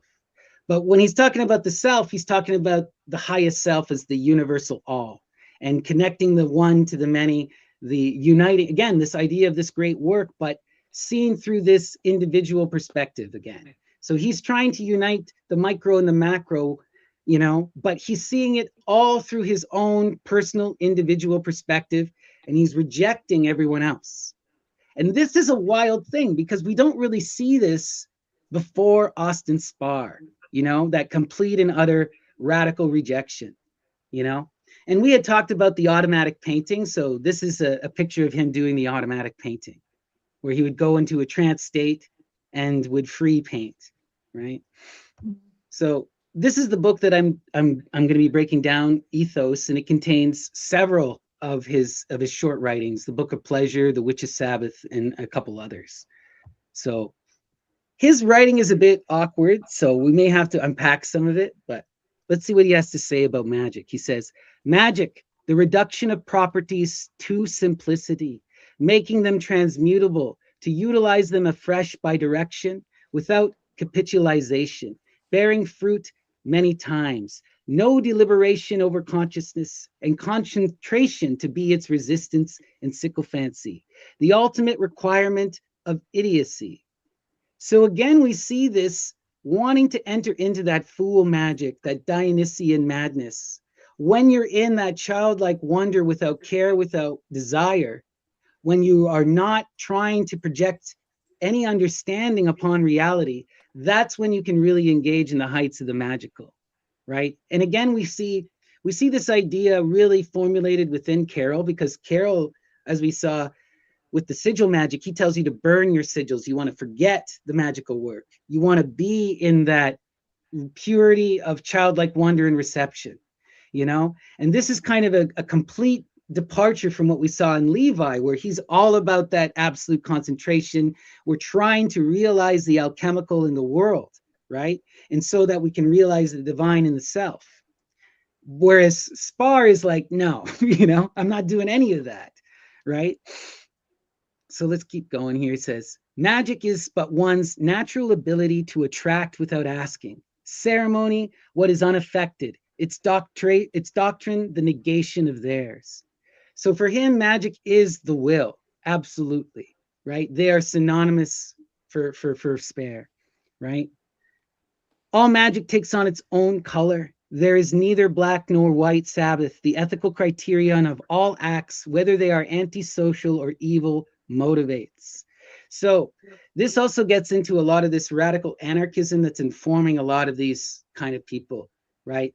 A big person that comes out at this time, and we're not sure if Spar read them, but Spar is in the zeitgeist, right? We have a lot of this egoic anarchism, and we're going to talk about it in our next episode with Max Stirner, which is this rejection of the macro and a reducing of the world to the individual, and saying that everything outside of the individual is a spook. It's propaganda. It's designed to try and control us. And the big concern with Spar was radical self-love and freedom, and to break free of the law, to break free of morality. He saw that all of these things were coloring and distorting the true nature of the world, which was all about love and bliss, and that we were meant to make love to each other and to live in this kind of childlike, wonder and innocence. So, says magic takes on. For the purpose of life is pleasure, and the re-originators are the chosen few. Right. So he says that the purpose of life is for pleasure. But he also, the one thing about Spar is he does believe that most people are falling for propaganda. Most people are getting caught up in religion or law or in other people's ideas. He is really all about this kind of spook idea. Everyone is trying to influence my will and distort my reality. And I need to push everything out and go totally into the self, right? Everyone, the chosen few are the ones who can truly be themselves and can reject the outside world, right? What do you guys think of this and how So different what's he is? what's the thread? We're going from Plato to Rousseau, like how he's So, not born in a so vacuum. yeah, so Max Stirner comes out as a reaction to Hegel, right? To Right. the to Hegelian criticism. And it's this idea, within a lot of this within a lot of the Western philosophy, right? They're trying to create, like you mentioned Plato, right? This idea of the noble lie, and that ideas have a life of their own, and ideas can manipulate and shape your Mhm. perspective and your will. By the time we get to Max Stirner's rejecting all philosophy as like an evil imposition designed to imprison us. And he's writing his work as a satire. He's not serious. He's trying to critique Hegelianism through the lens of Hegelianism and flipping on its head using the antiphrasis. But a lot of these chaos magicians, especially the later ones, take Max Stirner deadly serious. And they Okay. really view things in this lens where everything, all of these religions, all of these laws, all of these ideologies are spooks. That's the term that Stirner uses. They're these energies that are trying to usurp your mind, to define yourself. So for Spar, he has to reject everyone else's ideas, right? He has to be entirely within himself. To know the self is to be within for him. He rejects, like, we see within the Greek tradition, to know the self is to see yourself reflected in the other. You And have to so all explore societal reality. creation is fake. And Right. and what's real is the self in nature.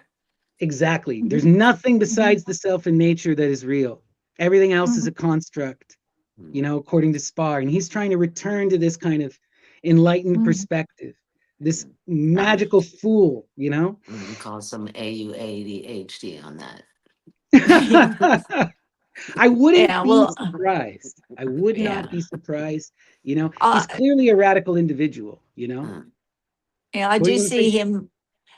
Well, just being the devil's advocate, because everything you both said is 100% true. But I personally, I mean, I love his artwork and I admire the way he did it and all that sort of stuff. And when you are painting, when you really get into it, it does take on a life of its own and something appears on the canvas that has its own spirit. Yes, that's all true. But do see him. I can't not see him as the pretty, spoiled mama's boy who just liked doing things his own way, didn't like being told what to do, went Yeah, to I'm hearing uni, didn't stay in Some uni. Thoreau Yeah, vibes. Yeah. I'd love to study this at uni, but I can't be bothered. I mean, here we have a brat Yeah. who is who is like, well, I don't need to do magic. I remember I had quite a lot of people coming on to a Hermetic class at one stage. And this girl came and she hadn't particularly done any, like she's a little bit Wiccan and a little bit this and a little bit that. And where we spent a lot of time explaining the invocations, where they came from, how we were going to do them. She stood up in front of like 40 people and went, oh, I don't need to do that. All I do is flick my hair. Right. Oh, And I wow. get Osman Spare strikes me a little bit like that. I mean, what results she got from flicking her hair, we never saw any, that's for sure. But but it, she had the right to just flick her hair and not learn any of this stuff. But what was she doing in a class to learn it anyway? Well, And yeah, and it's a little virtue bit is like that, like privilege. yeah, Osman Spares is sort of like, I could study this, I could study that, but I don't really need to. I just be childlike, innocent, and do what I want to do. Mm, mm, And mm. and his own level of talent, he did connect with spirit, and he did get some results. But you can't help but wonder if he had put a bit more study in what other results he could have got, could have got, or how his life would have been, would it have had such a tragic end. But yeah, he certainly became How the did he? basis What was the of, tragic end? he died of syphilis, didn't he? Oh, Yes. okay. Yeah, Oh. because Mm. of the Died it's young of debatable syphilis. which exact disease he died Mm. of, but yeah, Hmm. he died of he loved the women of the night, and those are who taught him his magic. And And Christopher yeah, Hmm. Love. Yeah, yeah, yeah, you know, So, yeah. but he became the symbol for the rebellious university dropout, which so many of the early chaos magicians were. Please don't get too offended with me, chaos magicians, but you know who I'm talking to. The shoe Yeah. fits. oh gosh. But I mean, I also find it wild, because when we're doing a lot of if we're looking for results, right? Like Yeah. what, Austin Osman Spar in his lifetime was almost completely unknown. And he didn't have a lot of success with his art, and Right. he didn't have a lot of success in life. I mean, now he would claim, I would imagine many people would claim he wasn't trying to do that kind of magic. But so Mm. many I just find it interesting because so many of the chaos magicians are so focused on results, and then you look at their spiritual one of their spiritual founders, and he didn't have too many good results. I Mm, mean, we're No. still talking about him, so there's clearly something to him. But you mm, even see Mm. the chaos magicians get super critical about Crowley, because Crowley will tell you he's doing the magic for a purpose, and then the magic will take on a will of its own. And so the chaos magicians are like, well, you lost your will. You right. clearly aren't Mm. doing your will, but like Mm. I look at that and it's like, well, maybe that's the spirits or the muse. He's clearly magical and he's following a path. Mm. But when you're Yeah, but so Yeah. fixated upon you results, want your you know? magic to work. That Yeah, should Mm. be considered, if not the whole yeah, entire Yeah. point. Yeah. You can build a ship and wait for the wind to take you where you need to go. The wind doesn't always want you to go where you want to go, but if you're a skilled navigator, you Or you can can get right, to your goal. right. we Or do you see just like Yeah. sail that ship, yeah. we Yeah. can see for sure like the hyper sigil book 4 worked, right? It's Mhm. become, largely the most influential outside of transcendental magic. It's the most influential magical text, you You know need it. You need it in your library. I mean, you can see which one I refer to the most, which one's the most dog-eared and falling apart. But, Right. it's referred to in so many other magical works. You sort Yep. of I need actually it to have go back and refer to. Yeah. where did I put my copy? It's around here. But the other book I Yeah. love by Crowley is Book of Thoth. Book 4 and Book of Thoth is what you Yeah. need. There's a lot of great in Crowley, but those two, and you'll have 90% of his stuff, and it's That amazing. is certainly a very special tarot deck. And I love how he went back to the Marseille style with that deck too. Oh, yeah. Got Really away from powerful. from Arthur Waite's altering the tarot deck. He went back to the original, which was good. Yeah, and Yeah. he incorporates a lot of the Solabuska, it's a wild deck for sure. But let's continue here with Spar. So now we're getting into Spar's criticisms of magic, right? These magicians, whose insincerity is their safety, are but the unemployed dandies of the brothels. He was the unemployed dandy of the brothel. That was who he literally was, okay? Magic is but one's natural ability to attract without asking. Ceremony is unaffected. Its doctrine, the negation of theirs, right? So he is in this radical, like, he wants to get rid of all that. And he even goes even harder, right? Vampires, they are the very lice in attraction. Their practices prove their incapacity. They have no magic to intensify the joy of a child or healthy person, none to evoke their pleasure or wisdom from themselves, right? Therefore, know the charlatans by their love of rich robes, ceremony, ritual, magical retirements, absurd conditions, and other stupidity, too numerous to relate. Their entire doctrine is boastful display, a cowardice hungering for notoriety, their standard, everything unnecessary, their certain failure assured. I mean, I can see where he's coming from in his criticism, but I think it's not true of everyone, No, and I think he's very much thinking of the Catholic mass, like the Sunday mass, where they get all It dressed sounds up like he and got invited to the wrong parties as Well, he's well. also rejecting Crowley, Because right? haven't you guys been invited to a witch party that is totally like that? Oh yeah, oh I yeah, have. Yeah. And you're absolutely. like, oh I've wow, hosted a few. where am I? Too funny. Yeah. But I could see him going it always amazes me when you do speak to some Catholic priests about the mass that they don't understand that it is a magic rite, that it is based on so many other magic rites before it, right? And that in its essence, it is reflecting so many other myths and legends and magical traditions that came before it. And they don't understand that. They don't get it. No, they don't. And this is the thing too that we see with Spar is that Spar understands the root philosophical idealism behind the magic. And he is obsessed with that. And he gets upset because he looks at the people around him and he's like, you guys don't see the magical idealism. You're not seeing it from my perspective. And you're playing with all this imagery, all this trapping, and you're missing the forest for the trees, But as we've talked about, Leslie, like the alchemical tradition, you do the work to recognize and perceive that the reality in nature, like that's how you learn. That's how you come to that idealism. Like, so just because he's able to, he's in the heights of the air, but now he's rejecting it for everyone. It's just, it's an egoic thing, To me, I look at it like Spar is he's walking a Zen type path versus the practical path. It makes me think of that sermon that the Buddha gives where he's telling a deep philosophical story to a bunch of monks, and one of the monks is crying, can't figure it out, he's freaking out. So the Buddha takes him into the water, he picks up a lotus flower, puts it in the monk's hands, the flower blossoms, and the kid achieves enlightenment because he recognizes the reality in nature. He understands the root of the philosophy, So some people, they're in that high-minded nature. They don't need in the There's ritual. some kind of wabi sabi thing going on, Yeah, right. drawing But drawing the painting out of the void, right. Yeah. But some Yeah, people still like he just do their wanted, meditation. sorry, you go ahead. You go Oh, I ahead. was just gonna Yeah, say, I but a just lot of think people need to do that hard part. Go ahead. Yeah, I was just going to say he wanted to do what he wanted to do, and that's what he did. That's it. that's it, right? Yep. Okay.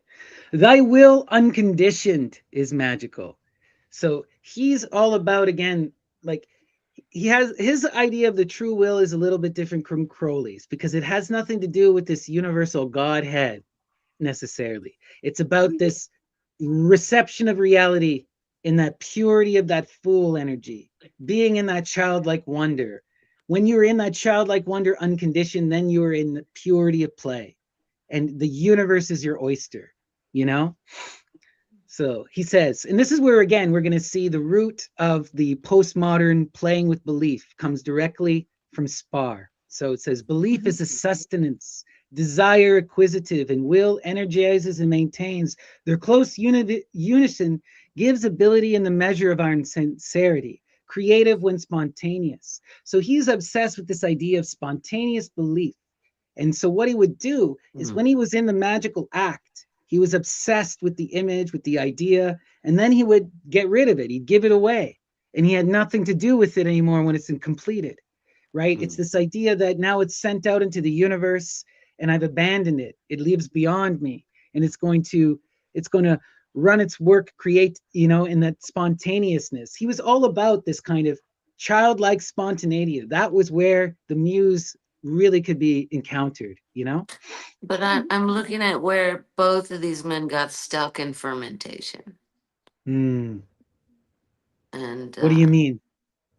well, they did. It turned out to be bad for their health, whatever they were doing, and they got Right. stuck in addiction That's a good and point. in dismemberment and syphilis is brutal. It was the AIDS of Yeah. its time, and you're gonna go blind and you're gonna go mad and your fingers are gonna fall off, right? It's brutal, and that's fermentation. That's the fermentation phase. So they did create a lot, um, but it seems to me that they got off the train at Crazy Town, and didn't really give us all they had. Yeah. Mhm. Yeah. You, No, you get greedy, and it's all for me, and I want to get drunk on it, and. yeah. I definitely see some of that. So let's continue here. It says, will is the command to believe. Your will is what you have believed actively, willing belief for you. You think when it wishes. Will is complication, the means of a means. Call this will free or not. Beyond will and belief is self-love. I know no better name. So that's where he gets into this height of his concept of pleasure and self-love. For him, loving of the self and the exploration of the self was the highest form of magical realization. And we do see this, right? The Delphic tradition tells us, right, to know the self is the whole of the path. That's the axiom, right? Mhm. So it says the self-love is now declared by me the means of evolving millions of ideas for pleasure without love, or its synonyms, self-reproach, sickness, old age, and death. The way of life is not by means. These doctrines, my doctrines, even though they allow the self-appointed devotee to emulate my realization, may I ever blush. So that's the other thing. You're never supposed to copy him, right? This is a radical individual perspective. And if you're even listening to him, you're doing it wrong. Like, Yeah, what's the old saying? I want to be an individual just like everyone else. right, right. So the new law shall be the arcana of the mystic unbalanced. So this is another thing, right? He's rejecting the middle path. He's rejecting that going down the middle, which was so essential to both Crowley and Levi. He's saying, no, it doesn't matter. What we want to do is explore what we love.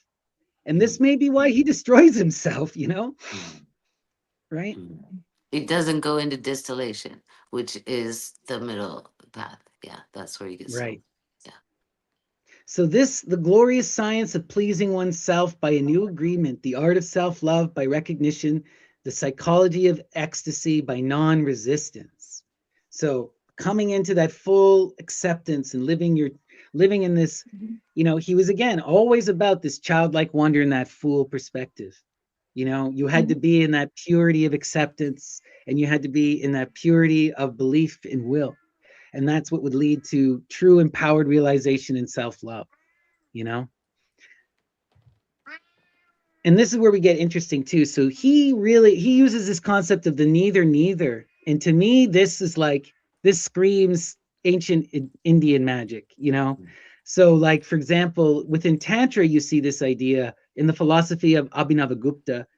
There's this idea that the one is not this and not that, neti, right? It's not this, it's not that, right? Or you have iti, it's this and that. You get these two, like neither would be Advaita Vedanta, and iti would be Tantra. So in Tantra, you get that wild acceptance. You're incorporating everything. And in Advaita Vedanta, you're rejecting everything, right? So within Spar, you're seeing this kind of Advaitist kind of perspective where he's in that rejection, right? As we saw earlier with his idea of everyone's perspective, everyone's ideas is plaguing him. He's like, it's, your true self is not this, it's not that, it's within you. You have to reject everything, right? Everything that's outside of the self. The I principle has reached the does not matter, need not be state, and is related to form, save and beyond it. There is no other, therefore it alone is complete and eternal.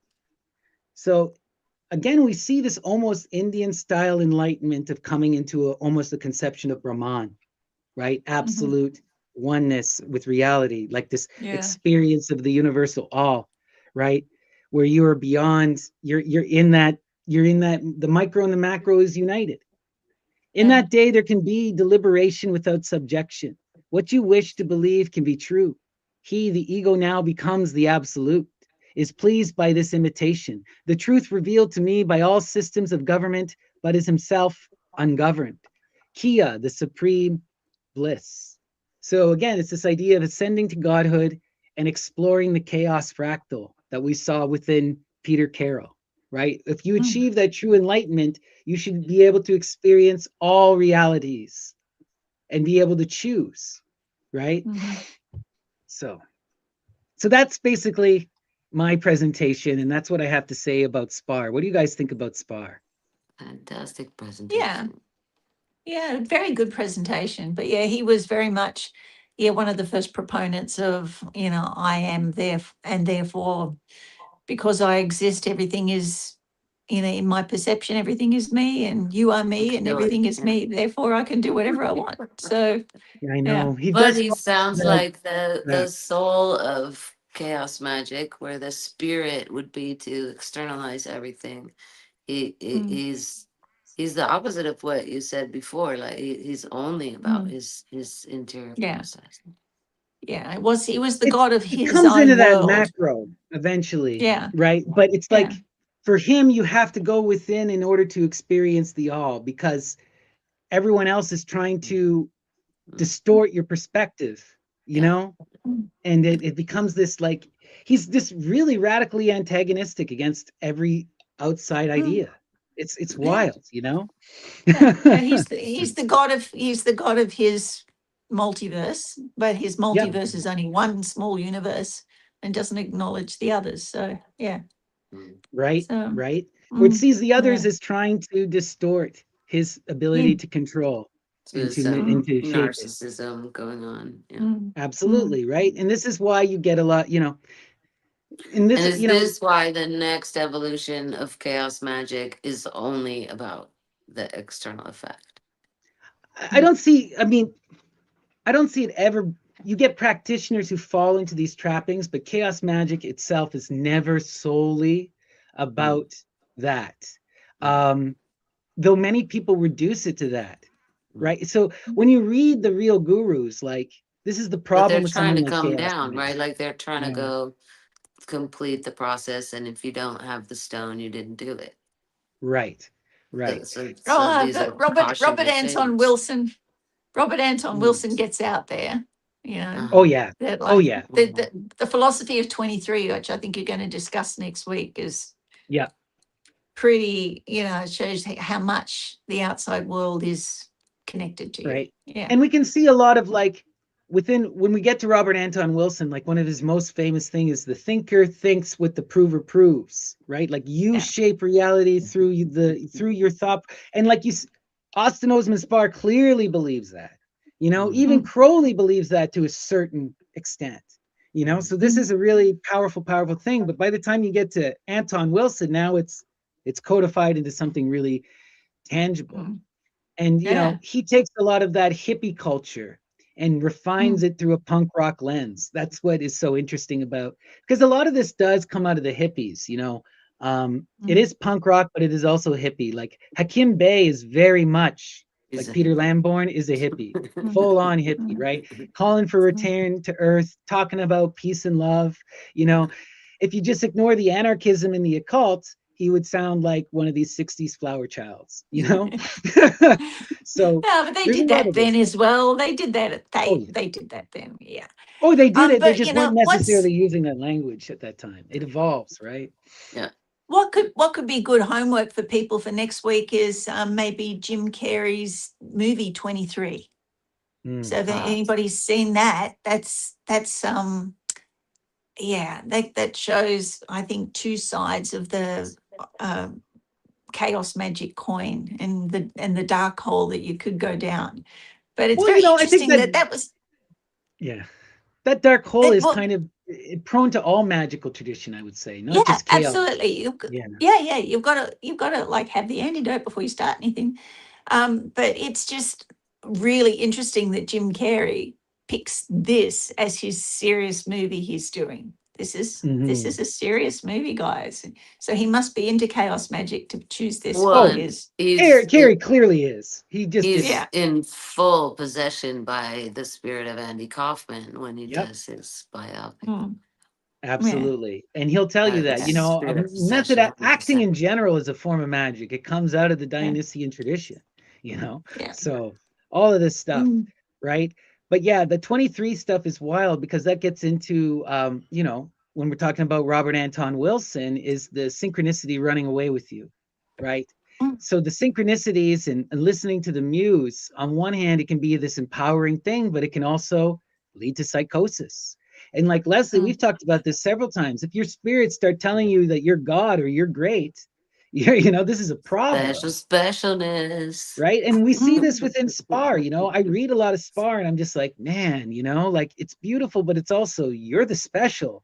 No yeah. wonder, Mm, no yeah. wonder you went this Well, path. yeah, and that toxic Yeah. addiction is the devil you don't want. Yeah. That you got to Yeah. move through it. And I'll be very interested next week to see how many of our listeners, viewers have had a 23 experience, whether they've seen it, it's come up. Like my birthday's 23, so I'll get you started. So let's see where 23 comes up in people's lives before we catch up next week. Beautiful, beautiful. So that was our deep Yeah. dive in sort of the antecedents. We can see where Yeah. chaos magic came from. So we can see how it's still related to those older magical traditions, but it comes into this radical postmodernism, this anarchism, this playing with belief, that punk rock mentality. And we can see how some of it falls into this egoic, self-serving stuff, but a lot of it is still in that trying to heal the universe. We'll get into that by the time we get into more modern occultists like Genesis Peorage and others. But next week, what we're going to do is we're going to show the other side of the antecedents, which is the satire and which is the hippies. So we're going to look at Robert Anton Wilson. We're going to look at Principia Discordia, and we're going to talk about Max Stirner and anarchism. Mhm. So that'll be a fun episode. Yay. But And we'll talk you guys about have any Eris. and We'll Eris, talk about Hail Eris. Okay. Yes, we'll talk about all of that. So, any final thoughts either of you beautiful people have about chaos magic? Share your honest Yeah. perspectives. Yeah, don't try it until you have the antidote first. Yeah, that seems to be the last piece that we finally find in our repiecing together of our culture. And it has to do with backburnering women. Yeah, That's the Mhm, antidote. right, mhm. right, right. You know, and then again, this will come up again within some chaos magic, you know, because this is a big thing within the Temple of Psychic Youth. It becomes Mhm. their main magical project as a cult was to create the universal Pandrogyne and to bring about what they called the occulture, right? To unite people and to heal the wounds that had been done to the sexes through their separation, Yeah. right? So the ultimate alchemical wedding, a universal alchemical wedding. That's where I love about, like, for me, Genesis is like she is the quintessential chaos magician. You know, Mhm. Peter Carroll's great, and he's a revolutionary, but you know, pales in comparison. And Spar, I'm not even, you know, I like some of his art, but like it's by the time you get to Genesis, and I really like Hakim Bey, you know, Mhm. the hippies. But you know, that's me, peace and love. So right. But yeah, okay, guys. Well, thank you so much for, you know, listening to my presentation and for offering your beautiful perspectives. I always appreciate you Thank guys. you. I Is learned there You're very something. anything you want to promote, Shay, or anything you got going on that you want to let our audience know about? Oh, no, it's equinox coming up. So, guys, good time to start your magical practice. Like, that's the start of the year naturally. And if they do want to find out more about Ida Craddock, just look it up on all good bookstores. You'll find the collected works of Ida Craddock with a forward by Shay de Montfort. So, you'll be Yay. able to have a look at that if you want to see what she did. Awesome. And how about, and for Leslie, you can always message Leslie if you're interested in any kind of spiritual work. She Yeah. does spirit contact. She can help you contact your personal spirits, can help you deal with any kind of healing or magical phenomenon. And you can message her at leslie.celine@yahoo.com. Anything else you want to say, Leslie? No, I'm good. All right. Thank you. Well, thank you guys so much. This was amazing. Much love to you both. And we'll be back next week with some more chaos magic. All right, everyone. Peace and love. Take care. Bye.